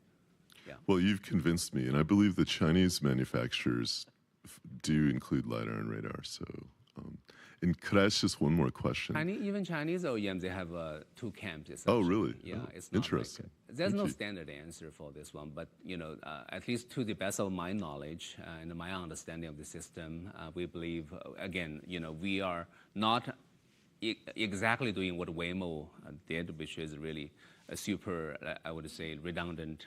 They have 3 levels of redundancy for many of their sensors. We didn't go that far. We tried to still come up with a cost-effective sensor suite that we can put in mass-produced vehicles. But this is what we come up with, which we think is necessary and sufficient. Interesting. Thank you. And may I slip in one more question?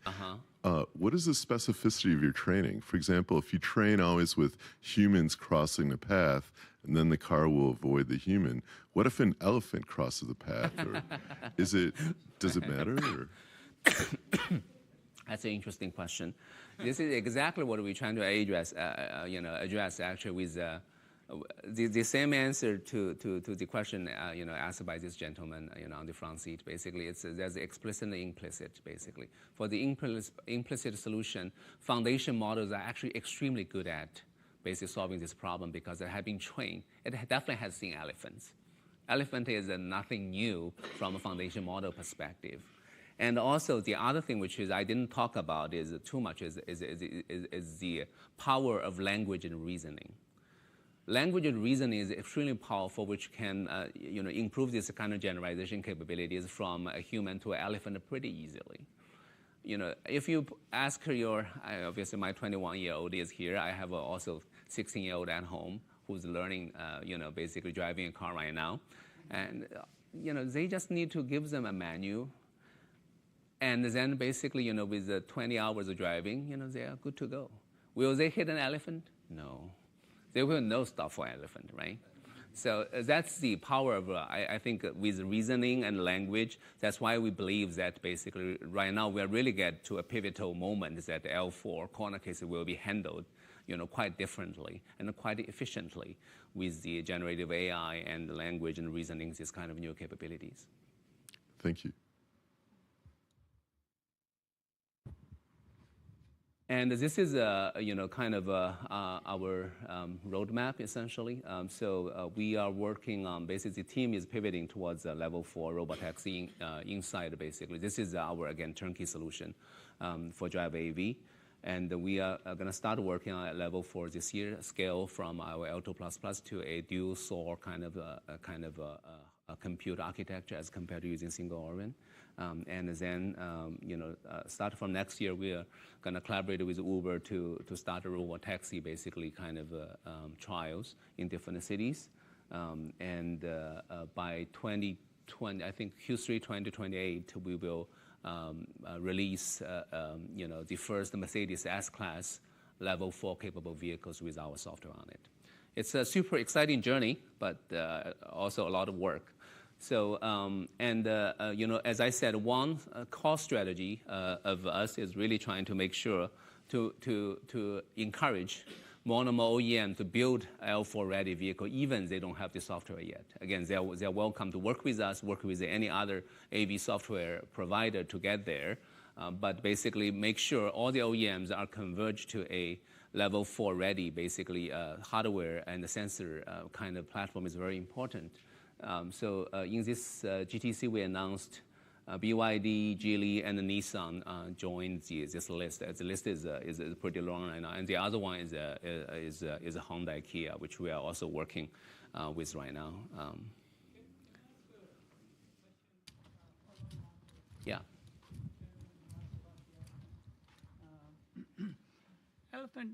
The elephant's big and it's slow, and I can imagine, at least in a lot of the test validation that we've done, elephant is not the problem. the problem is what happened when this is not NVIDIA, I think it's one of your competitors. The vehicle moved from the slow lane to the fast lane under its own driving. And then before reaching the barrier, in 101, it continued going towards the barrier. And we have that video from several sources. And that's the Tesla accident you're referring to, right? I'm sorry? From quite a few years back, yes. But this did not result in an accident. But this was a video that our colleague, in fact, Bob Horst made, who's here. And Bob's right behind me. And what we discerned by trying to simulate this many times is for a flicker, for a small, very tiny bit of time, the perception logic failed to recognize the difference between the road pavement and where the concrete barrier begins. Yeah. Humans, we seldom do that because we are so familiar with that situation. Yeah. And I give that example because we can recreate many such little situations. And these are, of course, L3 vehicles. I would imagine this would be even more important. And how do you handle it?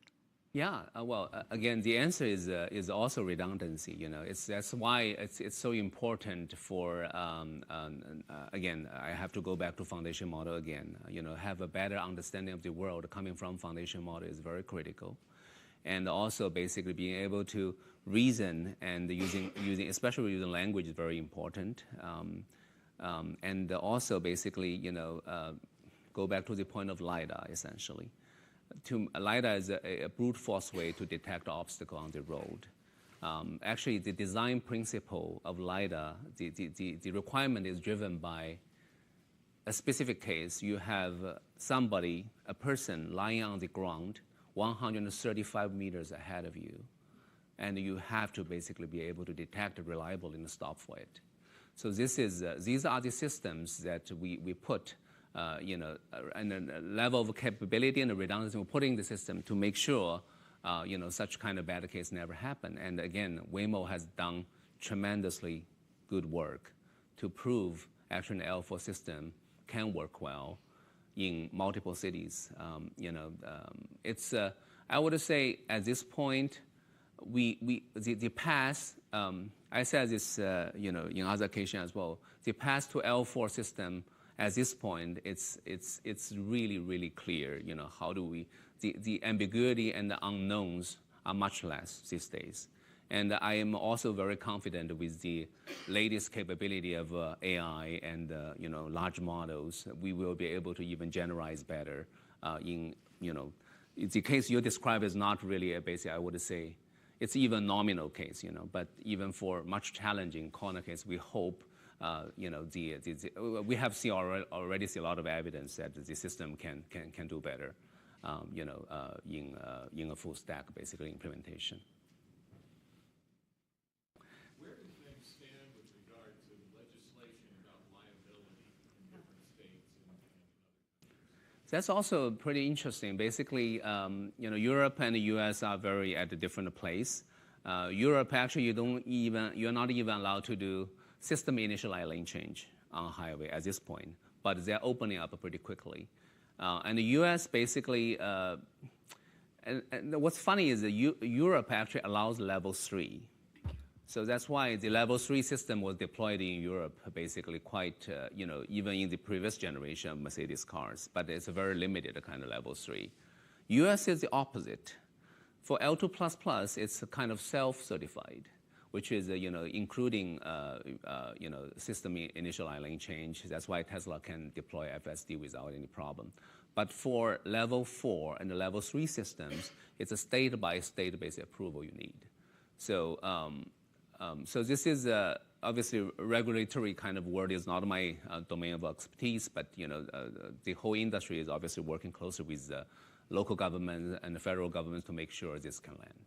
And so, if you have that regulatory approval, can you be sued or no? Oh yeah, totally, of course. Yes. So in the L4 world, the auto OEM will have the liability, and probably software developer as well. I don't know how the separation between these two will be, but basically the solution provider will be liable as compared to the driver in the car. That seems like it's going to be an issue.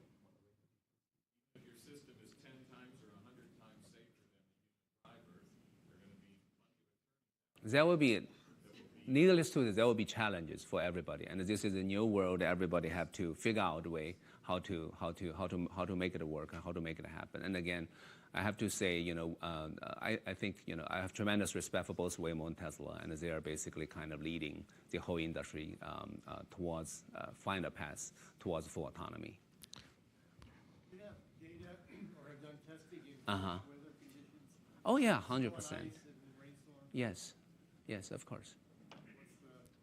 So I want to ask a larger question. The original vision for this was a cooperative system where vehicles would talk to each other and so on. And in fact, there was Spectrum, DSRC, et cetera, given out. But the vision that now we're going to is this Google vision of a lone wolf car, doesn't talk to anybody, has infinite number of sensors and so on. But there are some geometries and so on where just one bit of information shared between vehicles can make a huge difference. So this lone wolf vision to a cooperative vision, what do you see in that direction? Well, yeah, Professor Kumar, nice to see you again. So I've been working on actually this vehicle-to-vehicle communication for a long time, in my past Qualcomm career and stuff like that. And the bit lesson we learned there is basically, anything rely on basically kind of, let's say, 100% penetration of communication technology into every car, that's a huge burden to the industry. And even as, US started the DSRC a long time ago. In 1999, we put aside 75 megahertz for DSRC communication. But that effort never basically, I would say, come to a successful kind of, I would say, landing, essentially. In comparison, the lone wolf strategy seemed to be making more progress. And again, we have seen enough evidence, this path, can happen. Essentially, there's nothing blocking it. And on the other hand, it's not like the system is not, utilizing information from anything else. For example, Google solutions still rely on maps. Maps is you can think of as a common ground. You can deposit your understanding into the system, in real time. That's how communication. The Waymo vehicles communicate with each other through maps, almost real time. Instead of basically you're relying on Waymo car to talk to a GM car on the road, which GM car might not have the technology yet, right? That's the challenge essentially. How do you ensure? If you want to build dependency on that, you have to ensure 100% of penetration, which is very, very difficult. But we can have a longer conversation on that. I have again, a lot of personal experience on that. But yeah. Mark so basically was asking about bad weathers and stuff. So weather, it's just one more corner case you have to handle well. And usually in a L2++ system, which is driver assistance system, basically the system will have limitation. A common practice is when your basically wiper is at the maximum speed, the system will downgrade to either manual driving or just doing lane keeping essentially. But for L4, obviously, this is something the system have to handle as well in the future. But the rule of thumb is if a human can drive, the car should be able to drive. But if the human, for example, I live in East Coast for 10 years as well, with blizzard and stuff, sometimes it's really not safe to drive. In that case, you should just let the car pull aside, wait it out, essentially. Thank you. Great talk. Thank you for being here. So you achieve L4 and full autonomy by 2028. So what's next after that? What do you think? What kind of improvements I said 2028 to 2030. Like smaller improvements will continue, but maybe what's the next big jump after that you envision? I think I had it as a title of one of the slides. We believe that the physical eye is the most challenging problem to solve for the whole industry, and moving AI to the physical world, I think that it will make a big impact to our society, obviously, and the AV is just the first step. It's only 2-degree freedom as compared to robots. A hand have 22. So the fun just starts here. Let me put it that way. And we are walking into a new world essentially with very advanced AI capabilities, and now the AI capability will move into physical world and help everybody out. Obviously, it will have very fundamental society impact everywhere. But this is we are at the I would say the edge of this new chapter of future that's coming at us. All right, I'm running out of time. There's still questions. I can take one more, maybe.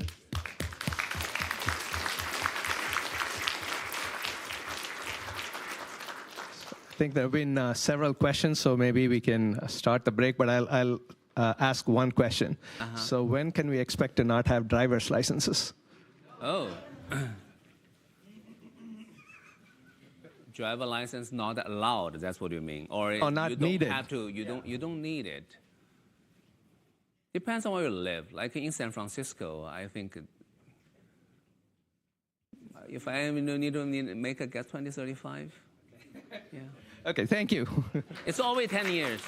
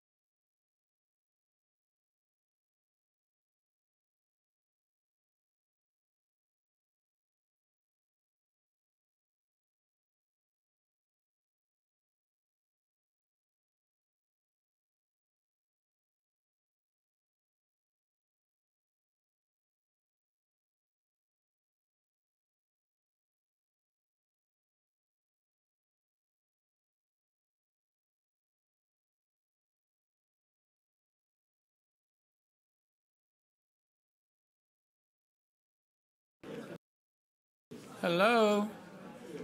My dear panelists, I think President Sanders is here. Actually, you should join.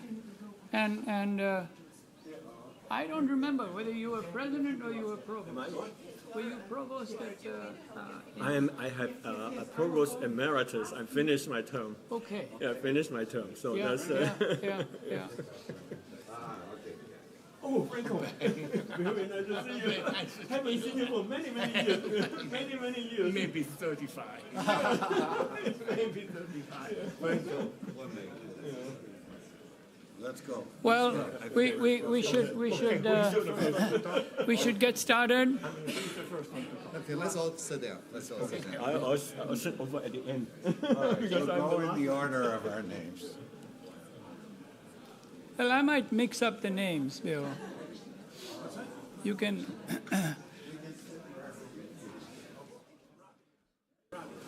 You'd like a chair? Yeah. Okay, I'll be ready. Well, welcome to this panel. I see Guri over there. Hi. I see so many familiar faces, but I have to get going.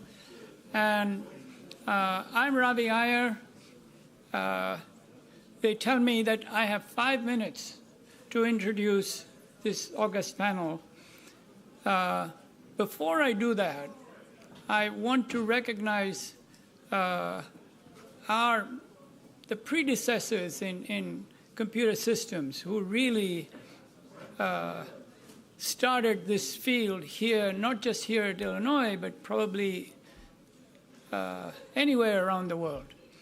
And leading that was Gary Metzi, his students, and the person truly responsible for building fault tolerance and systems were two people. One was Ed Davidson, another is my good friend here, Jacob Abraham. And, you know,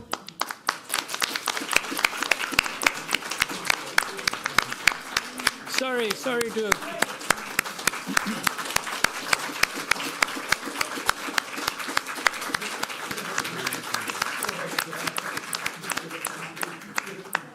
You know, there is still a controversy whether Jacob was insistent on hiring me.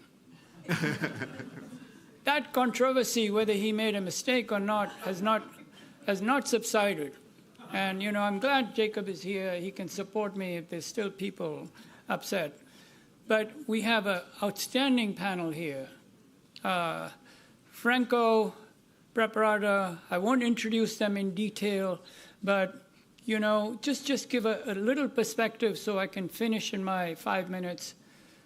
Franco Preparata, I mean, was the guru of theoretical computing. And it was a blazing area, and I think his student is now the head of the School of Computer Science. I mean, he had so many achievements. But very importantly, when my wife and I were young and uninformed, his wife, Mrs. Preparata, and Professor Preparata introduced us to antiques. And we've never forgotten that.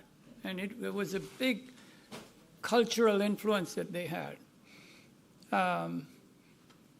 Ben was doing artificial intelligence before it was fashionable.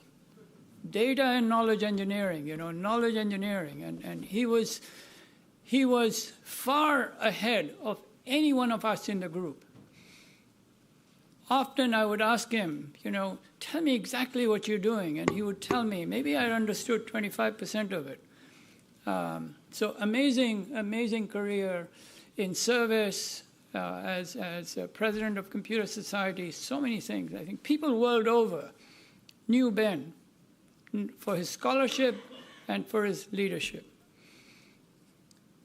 Wen-mei, I was just saying, Wen-mei had this office on one end of CSL. I had the office at the other end. And sometimes as CSL director and other times, I would be in some panic.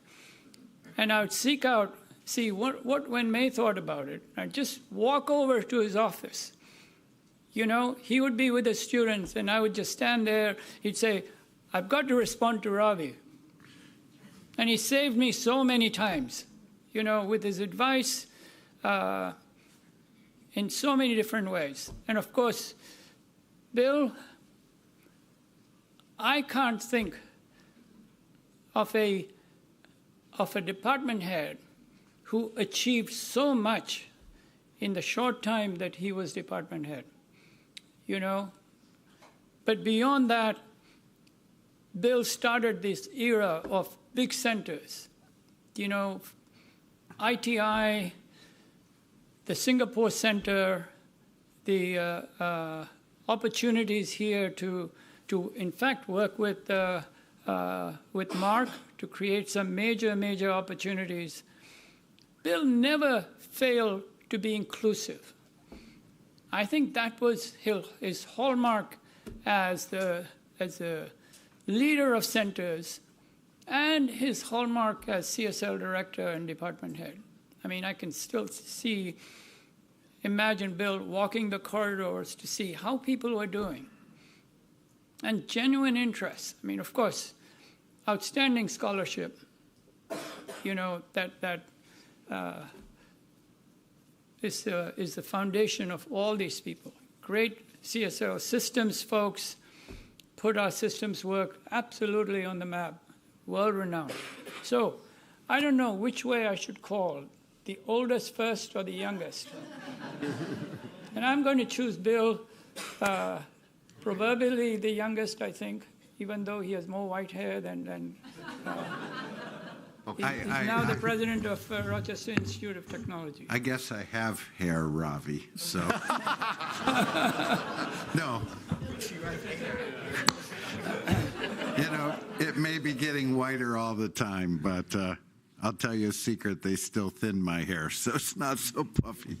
Anyway, wow. Thank you, Ravi, and thank you to all of you for being the youngest person on this panel, that I'm the youngest person. I don't get to feel like I'm the youngest person very often, but I have to just say how honored I am to be a part of this 75th celebration of CSL. I mean, it was an immense honor to me to be asked to come back and participate this. I mean, my gosh, what a great set of friends we have together. You know, I was at Illinois for 25 years of my career, from 1994 to 2019. And Ravi talks about the controversy when he was hired. I won't tell you about the folks that recruited me here, but I'm so thankful to them. People like Janik, people like Ravi, people like Kent, people like Prith, Wen-mei, Ben, the list goes on. And I have to tell you that the hallmark of what I saw here in CSL, and I think what really shaped me as a researcher at CSL and as a leader as well at CSL, was the very strong interdisciplinary and very strong collaborative nature. Being interdisciplinary became, after I came here, the core of what I am, really, and how I approach the world. And so what I want to do today is just in the few minutes I have, tell you a little bit about that story and mainly focus, I'll talk a little before and a little after, but mainly focus on a period from about the year 2000 to 2010 and what was going on here during my time at ITI and at CSL. And, you know, as I said, there was a whole set of wonderful senior people that welcomed me to CSL and to Illinois and to ECE. I could tell immediately things were different here.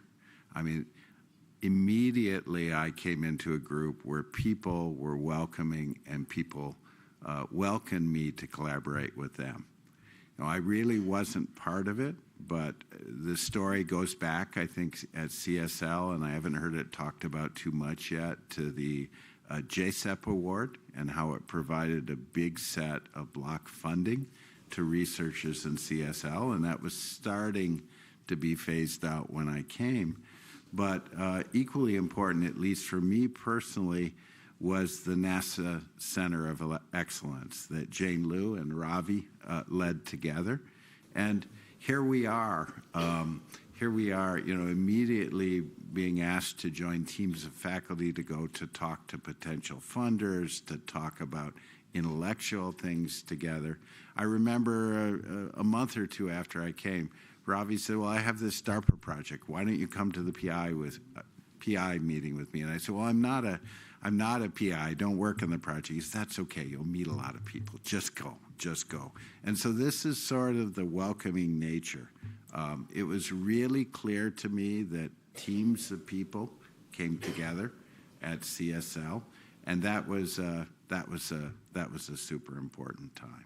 So for the period of time really after I came, from 1994 to about 2000, I'd have to say that I had just a supportive group of people that helped me become a full professor. And then I remember around that time, both Ravi and Wen-mei and Mark Spong, because he was interim director of CSL at the time when Ravi went on sabbatical, he says, okay, it's time to give back. He says, you can impact much more if you get other people involved, really, than just doing your own thing.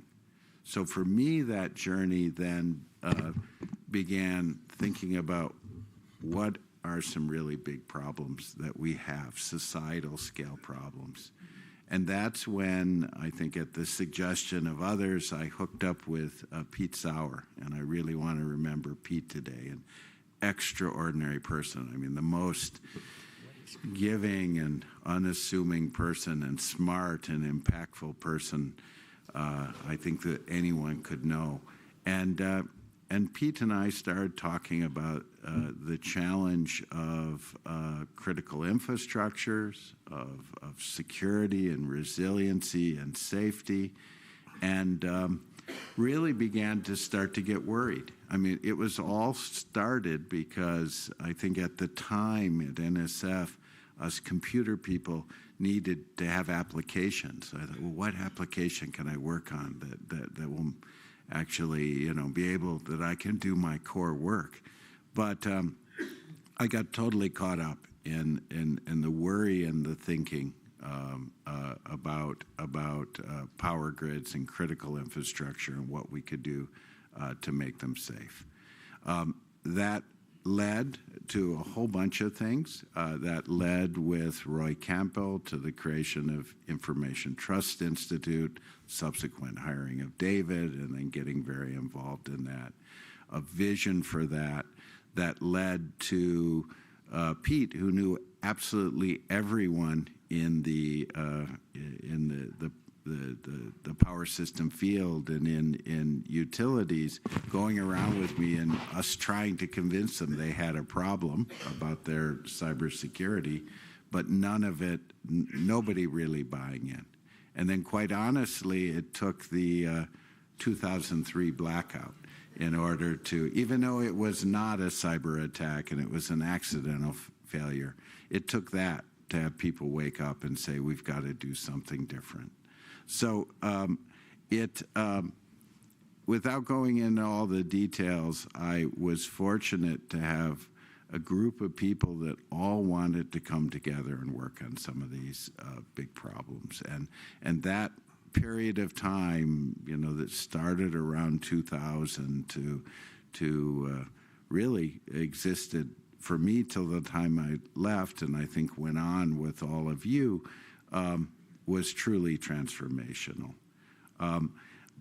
What I think I can say is that during that period, and I've seen it referred to even in the book that we had, the rise of the time of centers and institutes at CSL, It was just a reinvention, if you will, of what started with JSEP and what started with the NASA Center I mentioned, and other centers I'm sure that I'm leaving out, but understanding for our time how CSL, ECE, Illinois, Computer Science Department could all come together to make large impacts while at the same time doing fundamental research. So Mindo, when I saw this sort of parameters for what you're thinking about for the future, I think that's spot on, right? Impactful research, making fundamental changes at the same time. So I could go on for a long time about all of this, but I'd just say in the context of what I was doing and as I reflect back about why we were successful, we took a very holistic view about trust, right? At the same time, others were creating cybersecurity centers, but we said this is about something broader.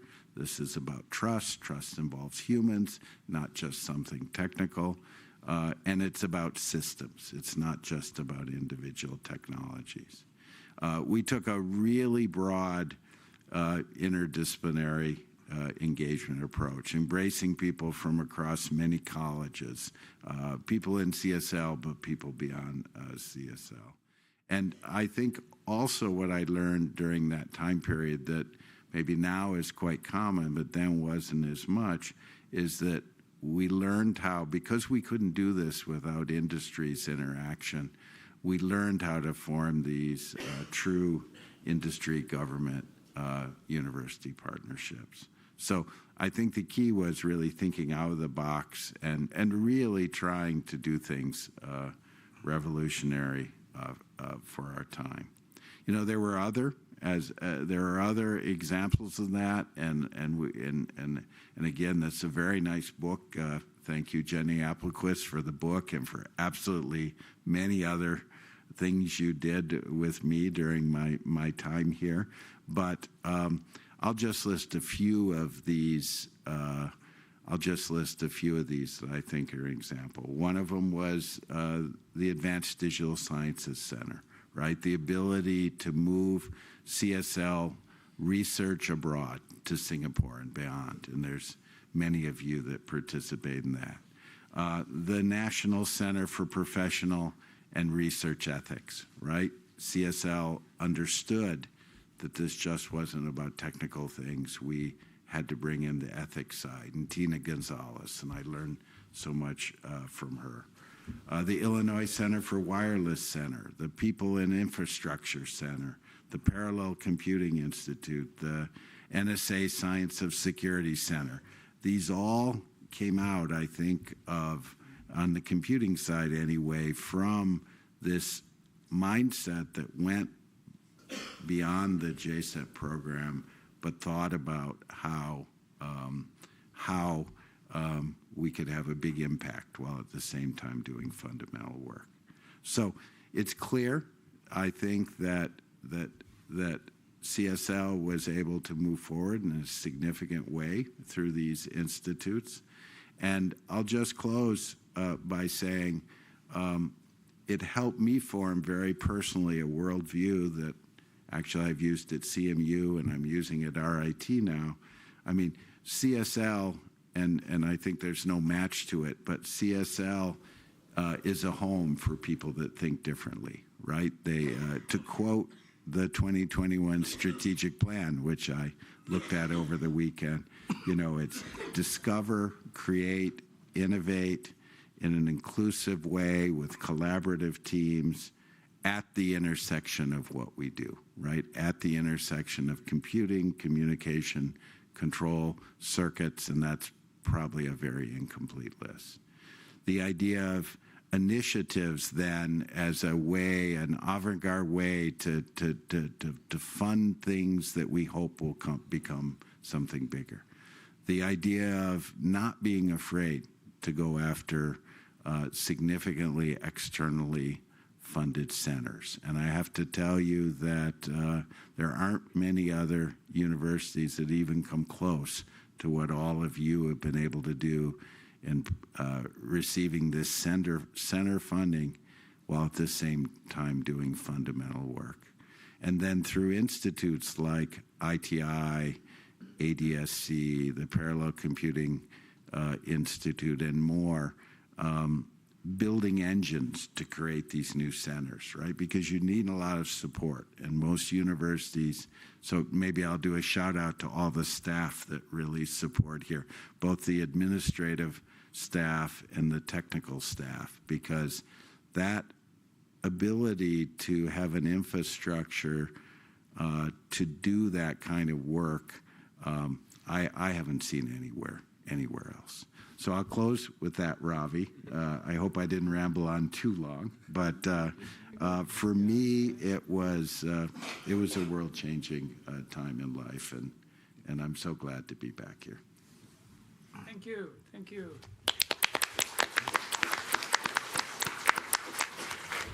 I think the next order is Wen-mei. Okay. You know? Well, I think my exposure to CSL started in 1987. I remember in actually 86. Ed Davison came to Berkeley and visited the Yale Path group. And he came to me and said, hey, you should consider a faculty position at the University of Illinois. I said, oh, yeah? And where's the University of Illinois? And he said, it's Urbana-Champaign, you should visit sometime. It's not easy to get there, but you'll be very happy when you get there. And so that was the first conversation I had. In 1987, I came here to interview for faculty position. I still remember I gave a talk at the old the CSL building at the Springfield and Goodwin. And being a new graduate, I was so excited about my research that I took too long for my seminar. And there was a class that was taught by an associate dean of engineering waiting outside for my seminar to end. And at some point, the associate dean decided to come in and then he just wants to just stop the seminar. I still remember Jacob rolled up his sleeve and went up and essentially pushed the associate dean out of the door. And that was something that really, really impressed me. That is, if I come to this... If you should say this.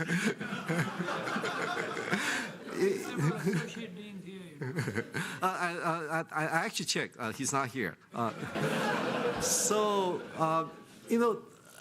That's when I decided on my job in May. I looked at it. I thought about all the conversations and all the interactions I had with all the universities. I feel that this is somewhere I can really build a life and a career. And I really want to thank Ravi and Janek and Jacob and Ken Fox and Prith Banerjee, Banerjee and Benoit, right? They were all here during that interview, and that they showed me how a group can work together. So after I joined, I was on the 6th floor with Kent next door. And the second day I came in, Kent said, hey, come with me. And he pointed to a file cabinet and in his office and say, here's my old proposals to NSF and so on, starting with the Research Initiation Fund and the campus. There's a campus, the seed fund proposal, right? Campus Research Board, I believe. So he gave me folders of all those and say, hey, get started with this. And to this day, I still feel that that was something that I would never have gotten in any other university if I joined other schools. Mm-hmm. Okay. Fast forward. I would say maybe I would just go a little bit later in my research career here, maybe around 2000. SRC and DARPA started to build these multi-university centers. And so Illinois and CMU and Berkeley came together and did 2 of the centers. And honestly, a lot of the work that we did in the proposal, I actually pretty much learned some of the basic skills when Ravi and Janek involved me in the SRC Center early on in my career, and then the NASA Center I-class. So the interesting thing is, when we got into those centers, one interesting story is that I was at one of the center meetings, and Pat Hanrahan at Stanford brought 2 of his students. One is Ian Buck, and the other one is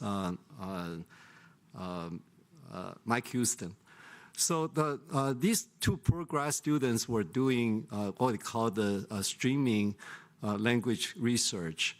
And they were attacked left and right by the center people, and then people were saying, "Oh, these are not research work," and so on. And but I sat down with them for a while, and then I realized that there's something really interesting going on that could be useful. So that was about 2003, and then 2006, David Kirk and John Nichols came to Illinois and said, "We're doing something here at NVIDIA that could be very interesting, and then we want to work with universities," and they were going on a multi-university tour. John Nichols was a graduate of U of I, and he's the one who did the first generation of GPU compute, the hardware, and they opened up the shaders to be able to do, to support computing. And David Kirk was the chief scientist who wanted to build a roadmap of redirecting all the NVIDIA graphics work into computing. So I remember Dick Blahut, who's the department head back then, called the dinner together, and then we sit together and we talk about these things. And then and Dick just point to me and say, "Wen-mei, would you be willing to start a course on parallel programming to start this whole revolution in academia?" I said, "No, I got too many things to do, and also I don't have access to all the material." And then Dick pointed to Dave Kirk and said, "Dave, this is almost like a wedding ceremony, right? So, Dave, would you be willing to open up all the NVIDIA internal the material to Wen-mei, and then come here and co-teach the course with Wen-mei?" And David Kirk said yes. So that was the rest of his history, right? So we started to do all that, several things together. So fast forward, in 2010, we decided that there is a very interesting energy efficiency part of GPU computing that was not really tested out. So David and I, did a little proposal to Jensen and then say, "Hey, let's build a cluster of GPUs, and then let's prove out the energy efficiency of GPU computing. We bet that it's going to be much, much higher than the CPUs." So 2 weeks later, we received 128 boxes in CSL. And these are the GPU boards that came. And then and also we received another 256 boxes of the various material. And these were very primitive GPU boards, and they don't come with fans and so on. So we built wood frames, okay, to host the fan, and then position the fan properly on the GPUs. I still remember we're doing all kinds of the initial engineering work in 216 CSL, and we probably violated all the fire code. Okay, I would not be surprised if we should have been shut down right from day one, right? And then NCSA started to be involved. So we got the Mike Showerman and so on to bring up the machine in NCSA. And then Sean I think it's Tracknick, came to Illinois from NVIDIA and brought up the 500 matrix multiplication benchmark on the machine. And we ran the benchmark. We eventually got the machine to run long enough before the board started to break down from heat. And we actually won the Green 500 #3. And then we got the best, the self-built cluster award. And that was the initial, kind of the early days of CSL and NCSA collaboration. Later on, in 2011, we wrote a proposal to NSF, the NSF to change from the IBM Power 9 machines to Cray machines with GPUs because IBM backed out of the contract. And a lot of that proposal was based on some of this early collaboration work that Bill Grob and several others also were involved in the EcoG cluster. So I guess when I look back, things don't happen in vacuum, and most things happen in the early days, and you need to look at these things as if they're puppies, right? There are all these puppy projects going on in the research labs. Some of the puppies have big paws, and some of the puppies may not have the bigger paws. And and sometimes out of luck, sometimes out of persistence, sometimes out of some level of smartness and so on. These projects grow. And in 2015. I remember Bill Sanders called me, and then he was a department head back then. He said, IBM is interested in doing a research, the center here in Illinois, right? And I said, okay, that sounds great. And then Bill said, would you be willing to lead that center? I said, let me think about it. And so, they got too many things to do, right? And we all got too many things to do. Remember that conversation? I remember the conversation. And then before I talked to you, I talked to Arvind, but that's a different story. So, but in the end, after we look at it, this is clearly going to be a huge trend. It was the AI center that IBM and us did, and so many of the things that we did in that center later became foundation of this whole machine learning revolution. So looking back, I would say that CSL being one of the very long-standing research laboratories, the reason why it works, from my perspective, is that people are genuinely interested in interacting with each other. People are genuinely interested in helping each other. And people are genuinely interested in doing the best possible work in collaboration with as many people as it takes, and get as much funding as it takes to get these projects into the shape that will change the world. So I was very, very fortunate to be part of the CSL, and I'm looking at many people who are currently I would call the working generation of CSL, and I'm very, very hopeful that CSL will be even stronger in the next 75 years. Thank you.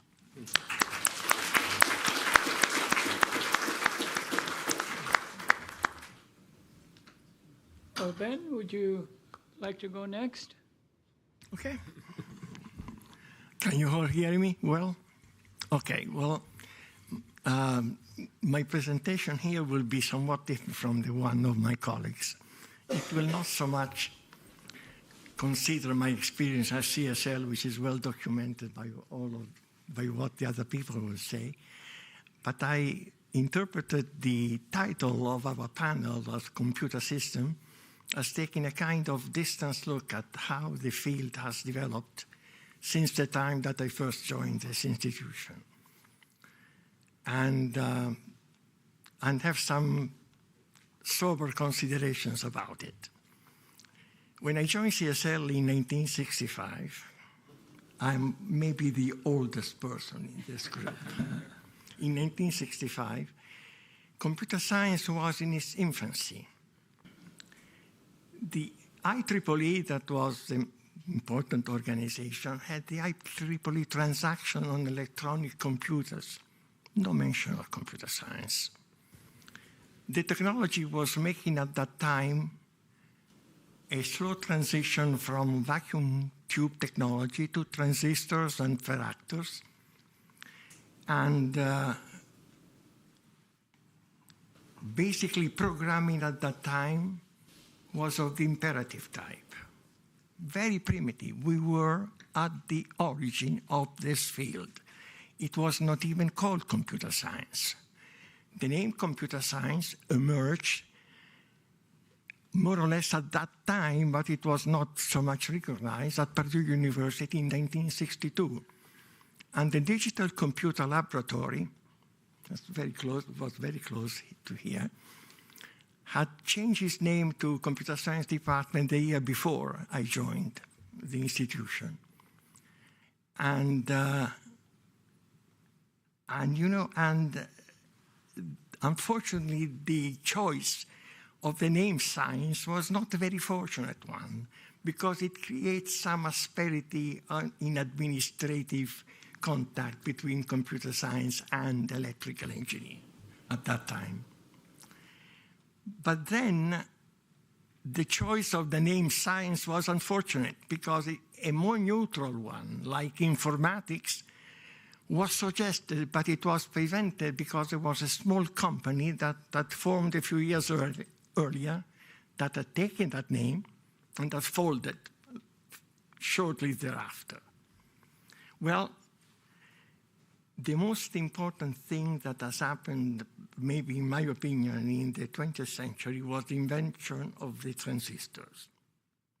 The very fact that a vacuum tube could be replaced by a controllable switch, by selectively doping different areas of a semiconductor chip, was a fundamental thing, because people realized soon that very many areas of the semiconductor chip could be simultaneously doped. And rather than one transistor, we could have a circuit. That was the beginning of the technology. That was the beginning of integrated circuitry that simmered for about a decade and exploded in the 70s to become VLSI. VLSI was a revolution in this field, because practically the difficulty of hardware was practically removed. One important thing must be mentioned. Computing systems only existed because of huge technological advancement. There were three areas. One was solid-state circuitry, the other was telecommunication, and the third one was display. These three fundamental engineering aspects created the background necessary for the explosion of computer science. Solid-state circuitry, well, that was a Moore law. People realized that every 2 years, 2 or 3 years, you could halve the length of the smallest dopable area. And and this went on, and this went on, and went on, and it went to the celebrated experimental notion called the Moore's law, which most likely in recent years has been repealed because the smallest length that can be doped is about 20 times the length of the atom of silicon, and we are about at the limit of where it can go.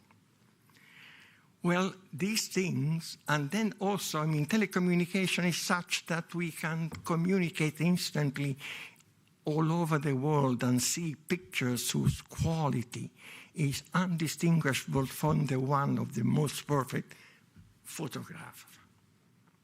So this is what is digital age, and we all know the incredible change in society that digital age has produced on us, and there is no point that I can enumerate them here. You know them better than I do. But let me ask this question. Is it all gold? Well, personal privacy is under severe attack. A cell phone or even this watch can reveal my whereabouts anywhere. Email, once it is out, it is public. It can be used by anybody in a friendly or in an unfriendly way. So, another thing, privacy is so damaged that even the dreaded telescreen of George Orwell's 1984 book is pales with respect to the exposure that our privacy has today.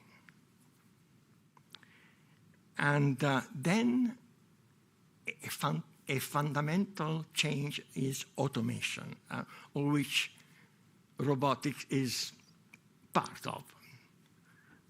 Automation could be intended in a sense to relieve the burden of work by replacing human work with machine work. Instead, it's being used to replace the worker, and the worker drops to a lower social level from which it can hardly emerge, creating a kind of stratified society as depicted in Aldous Huxley's Brave New World.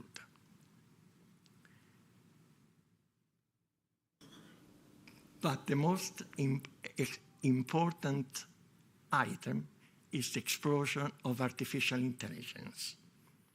Artificial intelligence exploded.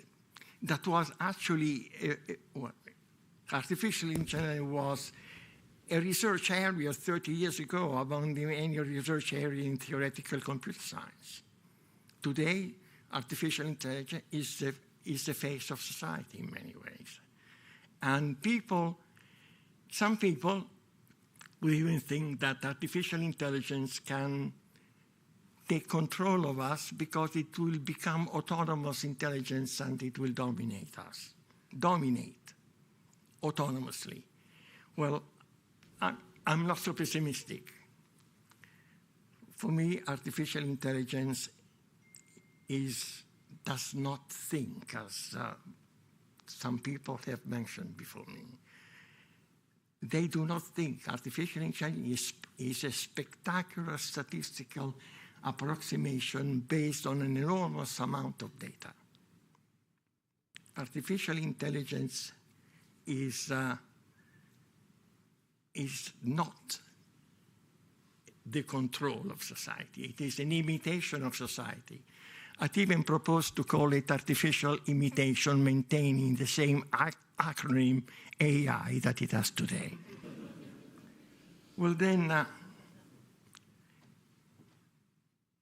we are now facing, this is now the digital age, and the computer system theme is basically the digital age.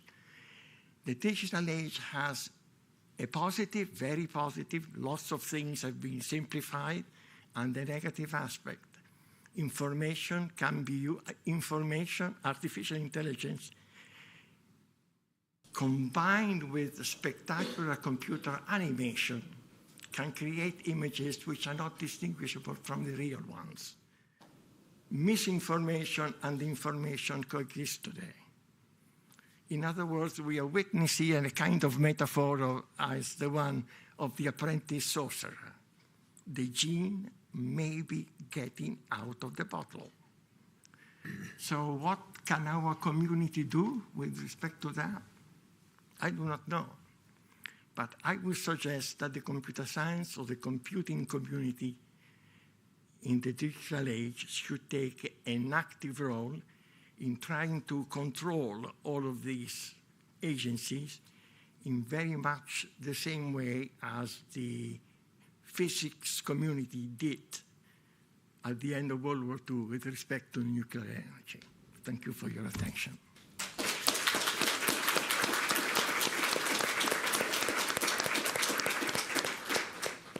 As always, I think Franco's view is at once very forward-looking and at once very controversial. So, then. Okay, good. So, I'd like to say something about my 26 year of journey in CSL. I joined CSL in 1985 after spending 6 years at Purdue, and I was blessed with a good research environment that promotes interdisciplinary research in CSL. I still remember that all my students' offices are next to me, and I can go and visit them at any time during the day and talk to them about research, have meetings with them, so they cannot escape me in their work. So this is an environment for me to work closely with many outstanding graduate students and postdocs and learn from them. Now, one point of reference is that the CSL research environment facilitates my twin daughters, who actually started when they were 4 or 5 years old, and they came to my office all the time after work, after school. So they eventually went on to get the EC degree at UIUC and went on to get PhD in computer science. So this is very unusual for daughters to follow their father's footsteps in doing the research in the future career. So let me say something about my research career in CSL. It can be divided into 3 phases. The first phase is on computers for AI applications. So we started in the late 80s and the early 90s to study computers for AI. We collaborated with the University of Tokyo and Fujitsu on the 5th generation computer system, for some of you who remember what that is. But we were actually 25 years ahead of our time, because in those days when we do AI, we only can do it on a workstation or a PC, and it takes forever to do anything meaningful. For example, like you even train a neural network of 5 neurons, it takes hours to do it on a workstation. So therefore, in my collaboration with the 5th generation computer system, I took my sabbatical over there and worked with many of the engineers at Fujitsu. Of course, we did not result in anything substantial because, as you know, the project ended, but there was anything that was substantial coming out. So we also look at work that developed the optimal systolic architectures. In those days, that was one of the fashionable studies on building regular VLSI architecture mapping systems onto systolic arrays. Now, of course, although we did not result in anything substantial in computer systems, but we trained many distinguished doctoral students and postdocs. So to give you an example, one of my doctoral students, Kuna Ganapathy, who worked on optimal systolic arrays, graduated in the early 90s, went on to work at Rockwell, and after 4 or 5 years, came out and developed his own company and sold it to Intel for $500 million. So that was one of the points of success of the student. Another student of mine, Dr. Guoji Li, he actually graduated as a doctoral student at Purdue and came with me to CSL as a postdoc. He worked on computers for AI applications. So in around 1989, he went back to China to develop computers for AI. Now, of course, in those days, it still didn't work. So he eventually transformed into building supercomputers. He actually started a computer company called Dawning, and also developed a company to develop the Dragon Star computer chip for mainland. So today, the companies that he has developed is valued at around 1.5 trillion RMB in China. So this is actually one of the success stories of developing, of learning the design of computers and building it in China.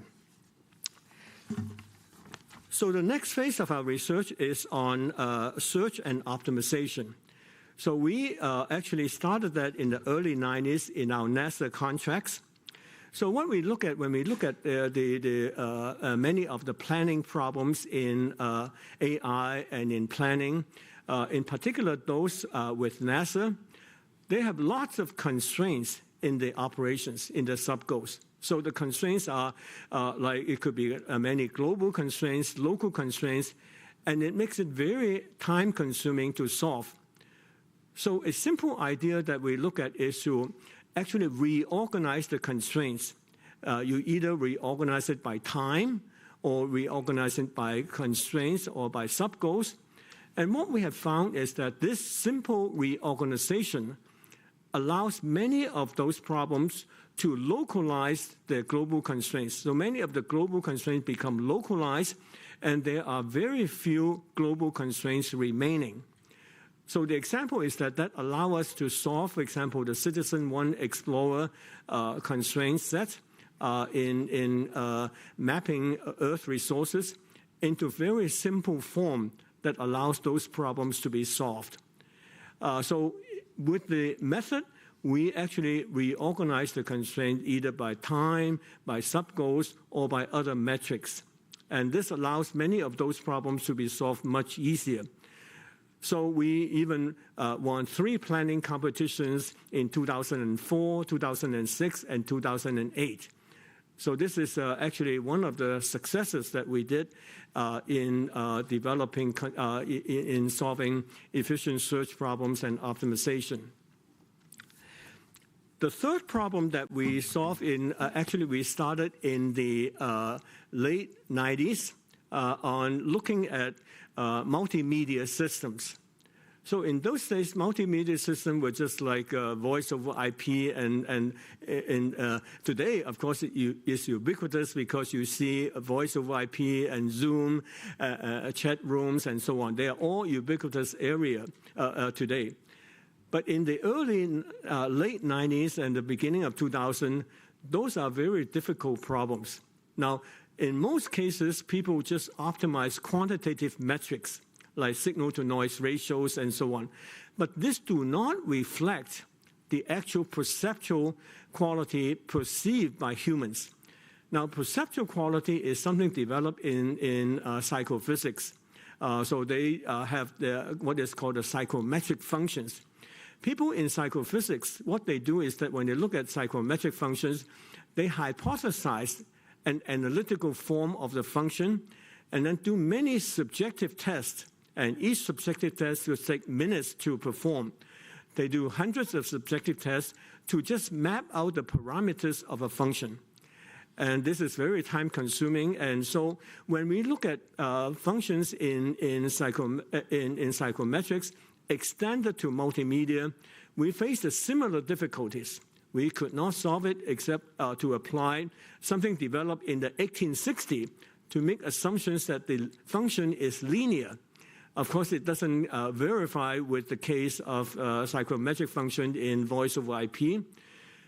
We eventually had a breakthrough that actually identified the monotonic relationship in terms of the responses and the changes in the responses. This allowed us to develop a function-free method that doesn't require us to do so many subjective tests. For example, we can now map out a complete psychometric function and psychometric surface in around 10 sets of subjective tests with error guarantee. So therefore, this actually resulted in the work that continued for the next 20 years until today. So we recently came out with a book called Perceptual Quality, and I'd like to thank Klara for writing a foreword for that book, and it just came out this year in February. So the last part of my presentation is to say something about the environment for developing leadership skills. I am very much blessed in the CSL for the development of my leadership skills. In the late 80s, we co-launched the IEEE Transactions on Knowledge and Data Engineering, and it is now the 38th or the 39th year of its launch. So I served as an EIC between 1992 and 1996. I also, with the support of CSL, I served as the Computer Society president between 2000 and 2002. First as the president-elect, then the president and the past president. During those 3 years, it was very hard because I was traveling to DC every week on a Friday or Saturday to have meetings. But actually, I got some relief in terms of teaching. I was teaching a computer system lab instead of doing a regular course. And during those years, I learned my management and negotiation skill, which is very useful later on in my career. Then in 2009, I was appointed as the director of ADSC, which Bill and Ravi were both involved. So although I did not stay very... Thank you, Ben. Yeah. Although I did not stay very long, I actually only worked there for 9 months. But in a way that we start with a totally blank, empty building to build up even the conference desk and the furniture and hiring postdocs, it was a very tough 9 months. And in 2010, I got recruited by the Chinese University of Hong Kong to serve as its inaugural provost. So as the chief academic officer, I was responsible for the research, teaching, and the faculty and promotions and so on. But one of my KPI when I joined was to improve the ranking of the university. It is not an easy job because when I started, the ranking of the Chinese U was like 140 in the Times Higher Education ranking. It's not very good. But when I stepped down in 2020, the ranking actually moved up to 58. And today, the Times Higher Education ranking of Chinese U is at 42, and with a QS ranking of 39. So this was actually a significant improvement in the last 15 years. During the 10 years I was at Chinese U, I also served as the chair of the Hong Kong Research Grants Council between 2012 and 2019. Now, you may be interested in terms of the funding in Hong Kong, which is very different from those in the States, especially recently with the cut in research funding. When I started in Hong Kong, the research funding in Hong Kong was around 120 million, around 100 million US dollars, 120 million US dollars. It may sound very small, but there were only 5,000 faculty members in Hong Kong. This is even smaller than Ohio State. And with the funding in Hong Kong, actually we were quite funded today. The funding is at 2.7 billion Hong Kong dollars, which is equivalent to 350 million US dollars. If you divide up the total funding in Hong Kong by the number of funded projects, on the average, it's around $200,000 US dollars per funded project per year without overhead. So this is actually now we are seeing research groups of over like 10, 15 students each faculty member. So in terms of the development in Hong Kong, this is actually a significant change in the last 15 years in terms of government investment in research funding. So in summary, I am actually very blessed by my association in CSL. I actually mature in the last 35 years with my association, and I deeply appreciate all the support that CSL has given me in the last 35 years. Thank you. Then I have a question. How do I apply for a grant from You are the master of that, Ravi. Yeah. Well, you know, amazing individuals. They were not picked at random, as you can see. Very different experience, very different starting point. Yeah. But amazing success, and this is not an exaggeration. So maybe I can start with a question. Yeah. You talked about, exquisitely about how your success paths were. What I think many students and others want to know is, what do you recommend for them? What should they be looking for their future? And I think that would be enlightening. And we know what Franco was the one who said something that I think will be a subject of discussion here for a while, but all of you others, yeah. Then you should start. Are you asking me? What is the question? Ben. The question is, maybe my... Okay. All right. I actually, when I saw the slides on Minh this morning, I'm very impressed by the vast amount of activities that CSL is progressing for the next 10 years. This is actually something that everybody is looking at, how to develop the research of a research lab so that incorporating multidisciplinary research in different areas. And this is particularly true for CSL because in CSL, it actually is something that is separate from the department.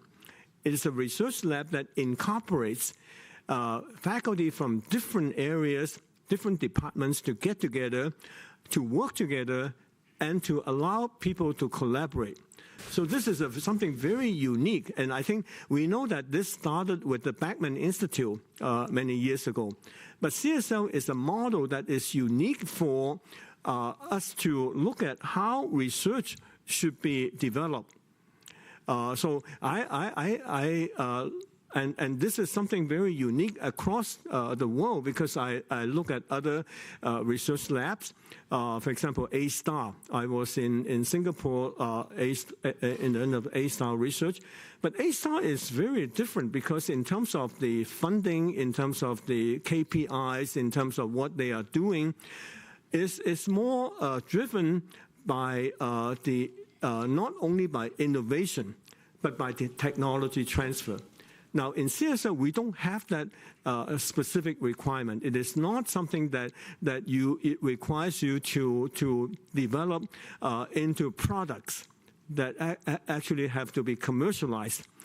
So this is something very unique. Now, in Hong Kong, I'm also familiar with something similar because I am now chairing the steering committee that does the innovation research.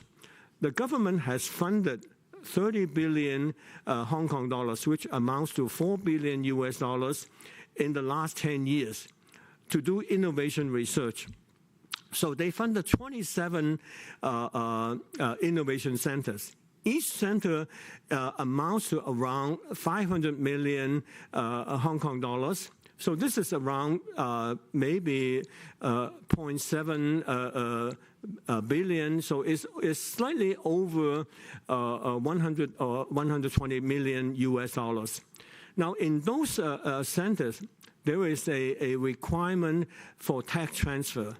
So the KPI is that they have to develop companies to do tech transfer in Hong Kong.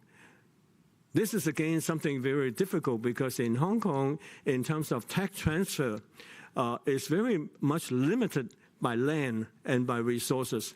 So whenever people develop research, they move to mainland to develop the technologies. So this is a platform that allows you to transfer from pure research to research results. So I have seen many of those similar models in elsewhere. But I think that overall, CSL is actually blessed by the unique environment in which people can work together, do not have to meet a KPI on developing money, developing products, but actually work on pure research that can eventually be launched into products elsewhere. And there is a support in Illinois for doing that. So this is something that I really I'm blessed by looking at CSL. Okay. Thank you. Thank you. Franco? Well, I will keep my comments a little bit shorter. Actually, I think that CSL is perhaps a unique place for the interaction that exists among the various groups to formulate a more active role of the digital age in society. We should not let the politicians to determine how technology is being used, but I think that we should take an active role ethically in determining how this explosion, this control of society that we are witnessing today can be taken control of. Very good.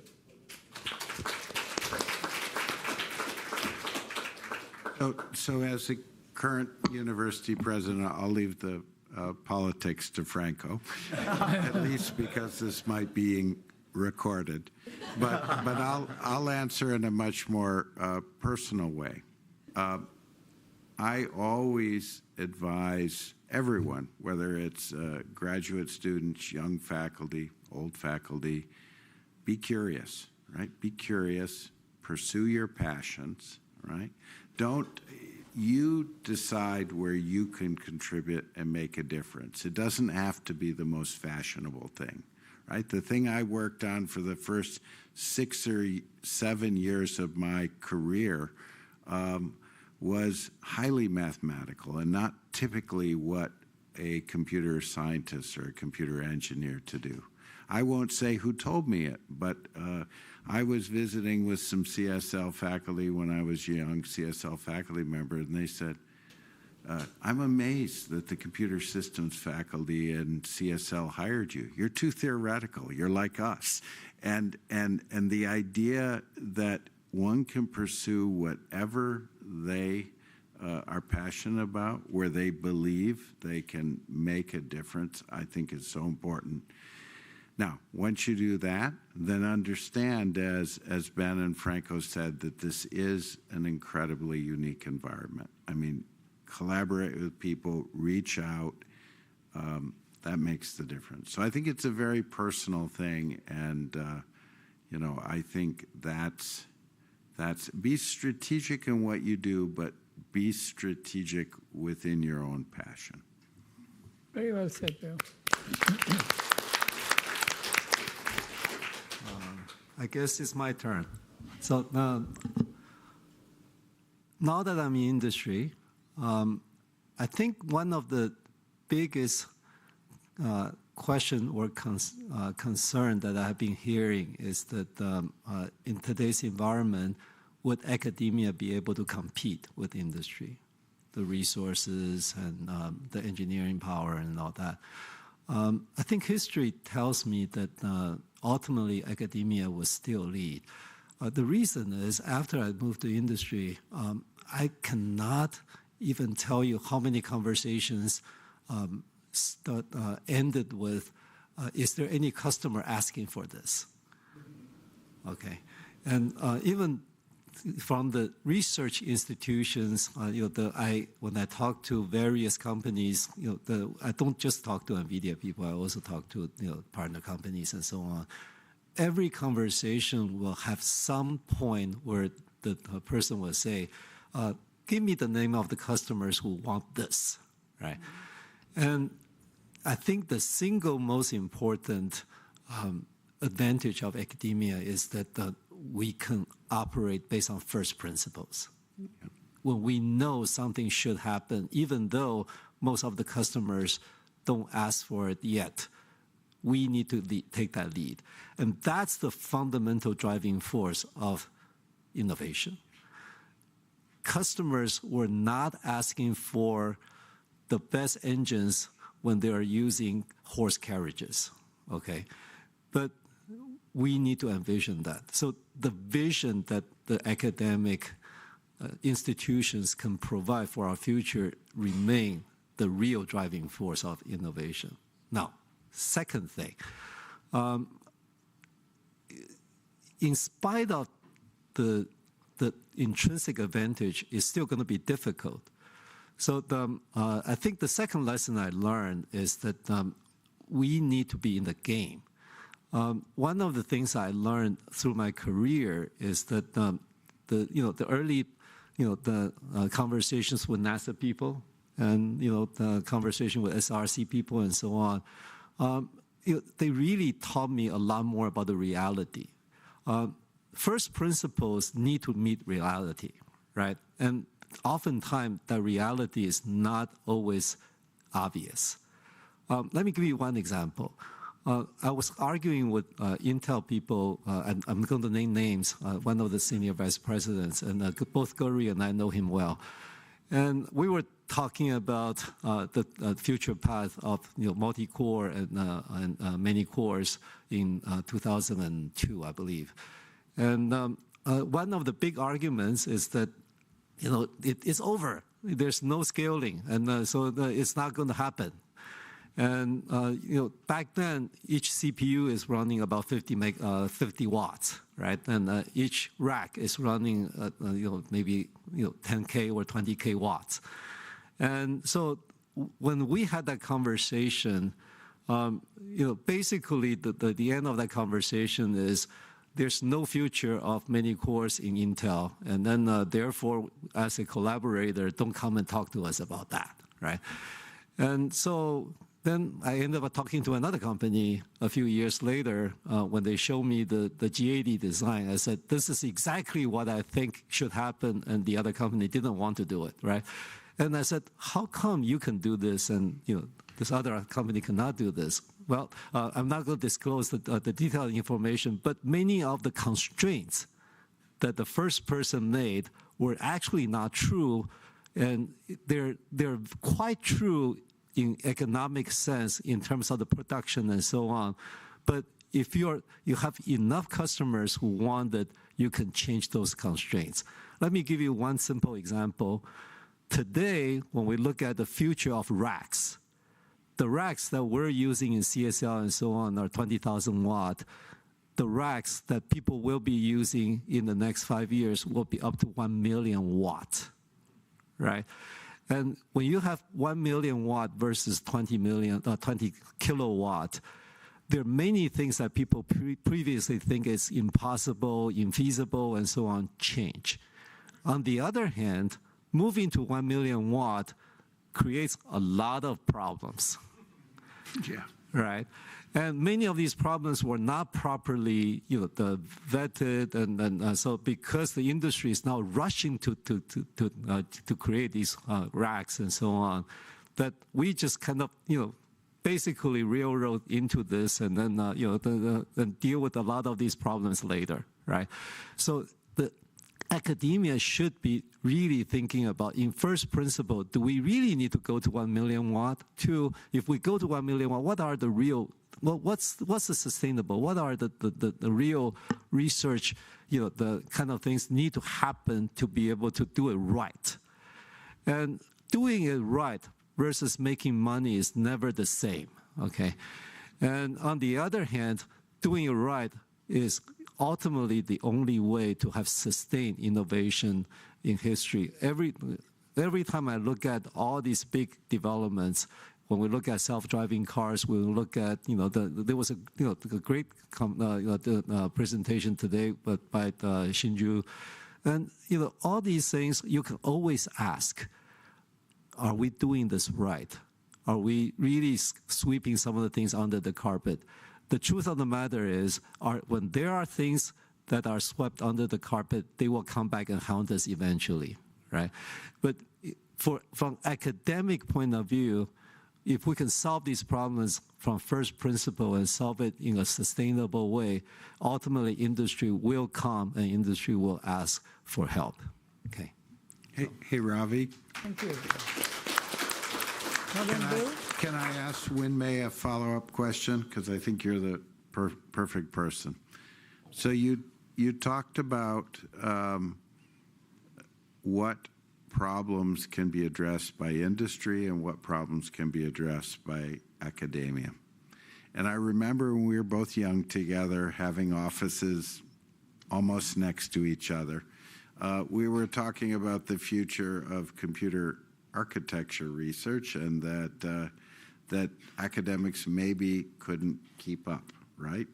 How many more cache algorithms do we need, right? I remember all those papers. Well, we're in a similar situation today where one might ask if one wants to do research into large language models and artificial intelligence, that you need immense computing.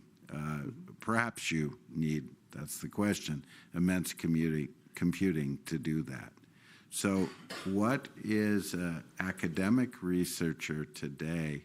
How do they leapfrog what we see right now in industry, understanding the constraints they have on computing power compared to what you have in industry? Mm-hmm. Wow. We might be recorded, right? So, couple things. One is that never ever try to outrun a industry team when you work on exactly the same thing, okay? And that's what I learned. In fact, at NVIDIA Research, that's also something we always say. If the product teams are working on this exact problem, don't work on it, okay? We're gonna lose, okay? And so here's, if we look at the model, this is purely my personal opinion, right? It does not represent NVIDIA. It does not represent NVIDIA Research. It does not represent Bill Daly, my boss. Okay, not at all. It's just me. I believe that the models are still not fundamentally designed in a way that is going to be sustainable in the long run. There are a couple of things. One is we currently still don't have a real way to impose any kind of real constraint other than adding a little bit more into the prompt, right, for these hallucination kind of things.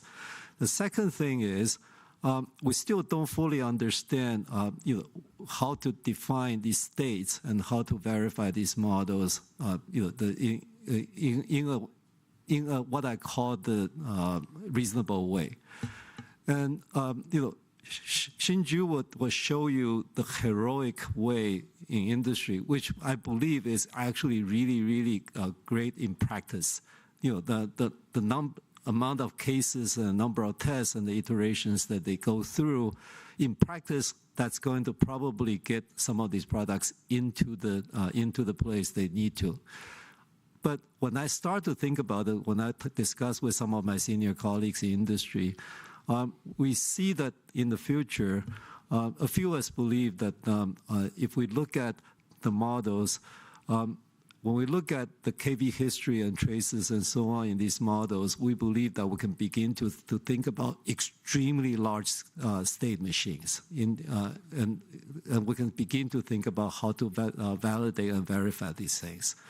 And also, we currently train a lot of the information into the model. So the model doesn't just do reasoning. The model actually remembers a whole lot of things.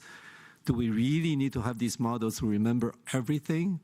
Or should the information be where they belong, in the databases, in the storage?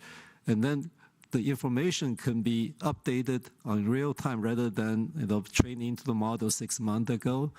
And then during the inference, can we have the models to be really information retrieval and the reasoning of all the information together? And I personally believe that the models are probably multiple orders of magnitude bigger than they need to be. And so, these are all rambling, right? But what I'm trying to say is, if academics want to take the lead, there should be foundational work, there should be strong arguments, there should be smaller scale demonstration. Remember, I mumbled something about before we built Blue Waters with 4,000 GPUs, we had to build a small cluster with wooden frames and so on, with the little fans, the manually positioned towards the GPU to cool the chips. And with that 128 cluster, we're able to eventually convince NSF to have 3,000 GPUs in the system. And so now we have 10,000, 100,000 GPU clusters today. But these things need to start from somewhere. And without academics thinking about these things and thinking about the way to demonstrate the concepts at smaller scale, the industry will always be trapped in some kind of local minimal until someone comes along with the right ideas. Does that make sense? Thank you, Wen-mei. Thank you. I really appreciate it.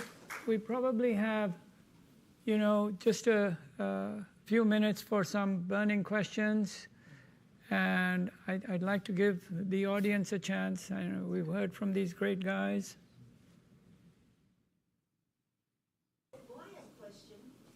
I was talking about, Jacob would agree this. I think this is a good question. At CSL, it was a great place. Okay, CSL was a great place because people trusted each other. They collaborated. One of the big problems in a lot of academia is because it's become so cutthroat. You have to get funding, and if you share an idea, it's stolen, basically. But this gets me to my question for you is the funding is so important. It's great when people want to address fundamental, they want to think. They get no funding. You will when Jacob started out, he was just thinking about what he wanted to do. In fact, he was told that he wouldn't get tenure. He was told he should go away. But that was because he was thinking for 3 years. And so my question is, how do you afford this? How does CSL or these centers afford to keep people working who are not bringing in money? Mm-hmm.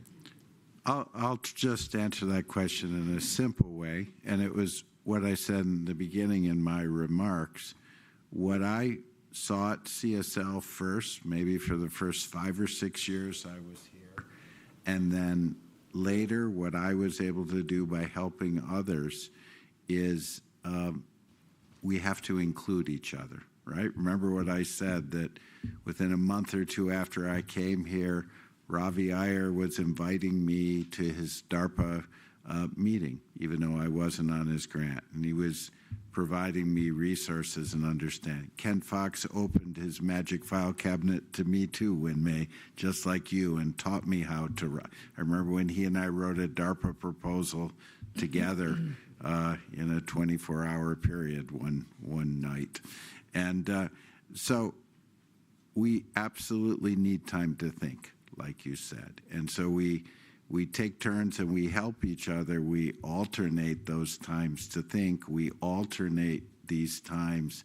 I think somebody said to me wisely, maybe Ravi, that CSL is a place where everyone can be a king and everyone can support at the same time, and we just mix up those roles, but we're together as a community. And that was so special to me. I haven't seen that many places. And then your view? I think that in terms of the funding, I think the profile of what CSL has seen in the last 50 years has changed quite a bit. Because as Klara said earlier, that it was mainly defense funding, but it changed to more government funding, funding from DOE or DARPA. But today, I think the funding is more from industry is more important in terms of because there are many big industries today, and CSL must change. Actually, the students that are graduating now have very different profiles than 20 years ago. They require different skill sets. Even though they graduated in computer science, they actually require different skill sets in terms of what the industry wants. So we must adapt ourselves to tailor to what industry wants, as well as the AI revolution. This is something that we must all adapt ourselves, and if we can adapt, then I think we will get funded. Good. Dave, you had a question.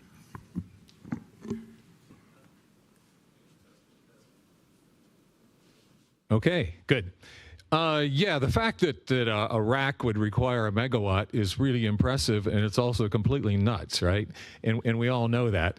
And so that's not sustainable. What are the, especially if we're powering these things off of fossil fuels, what do the prospects look like for accomplishing a given computation with lower power using something other than CMOS or standard circuits, or just completely different algorithms? They're absolutely right. Having a 1 megawatt rack is a perfect proof of given enough money, given enough business opportunity, how far people can go. It doesn't mean that you should try it at home, right? So exactly right. So from my, again, personal perspective, right? I'm not representing any of the entities I mentioned above. There are many, I would say, much more energy efficient models of computing that people are paying attention to. For example, we're doing every inference with hundreds, or if not thousands, of matrix multiplications just to generate one token, right? And the biological neurons don't do that, right? So I wouldn't be surprised that if our energy efficiency is probably at least 4 orders of magnitude off in terms of what we do. But again, given enough investment, given enough profit, opportunities, that's how far people are willing to go, right?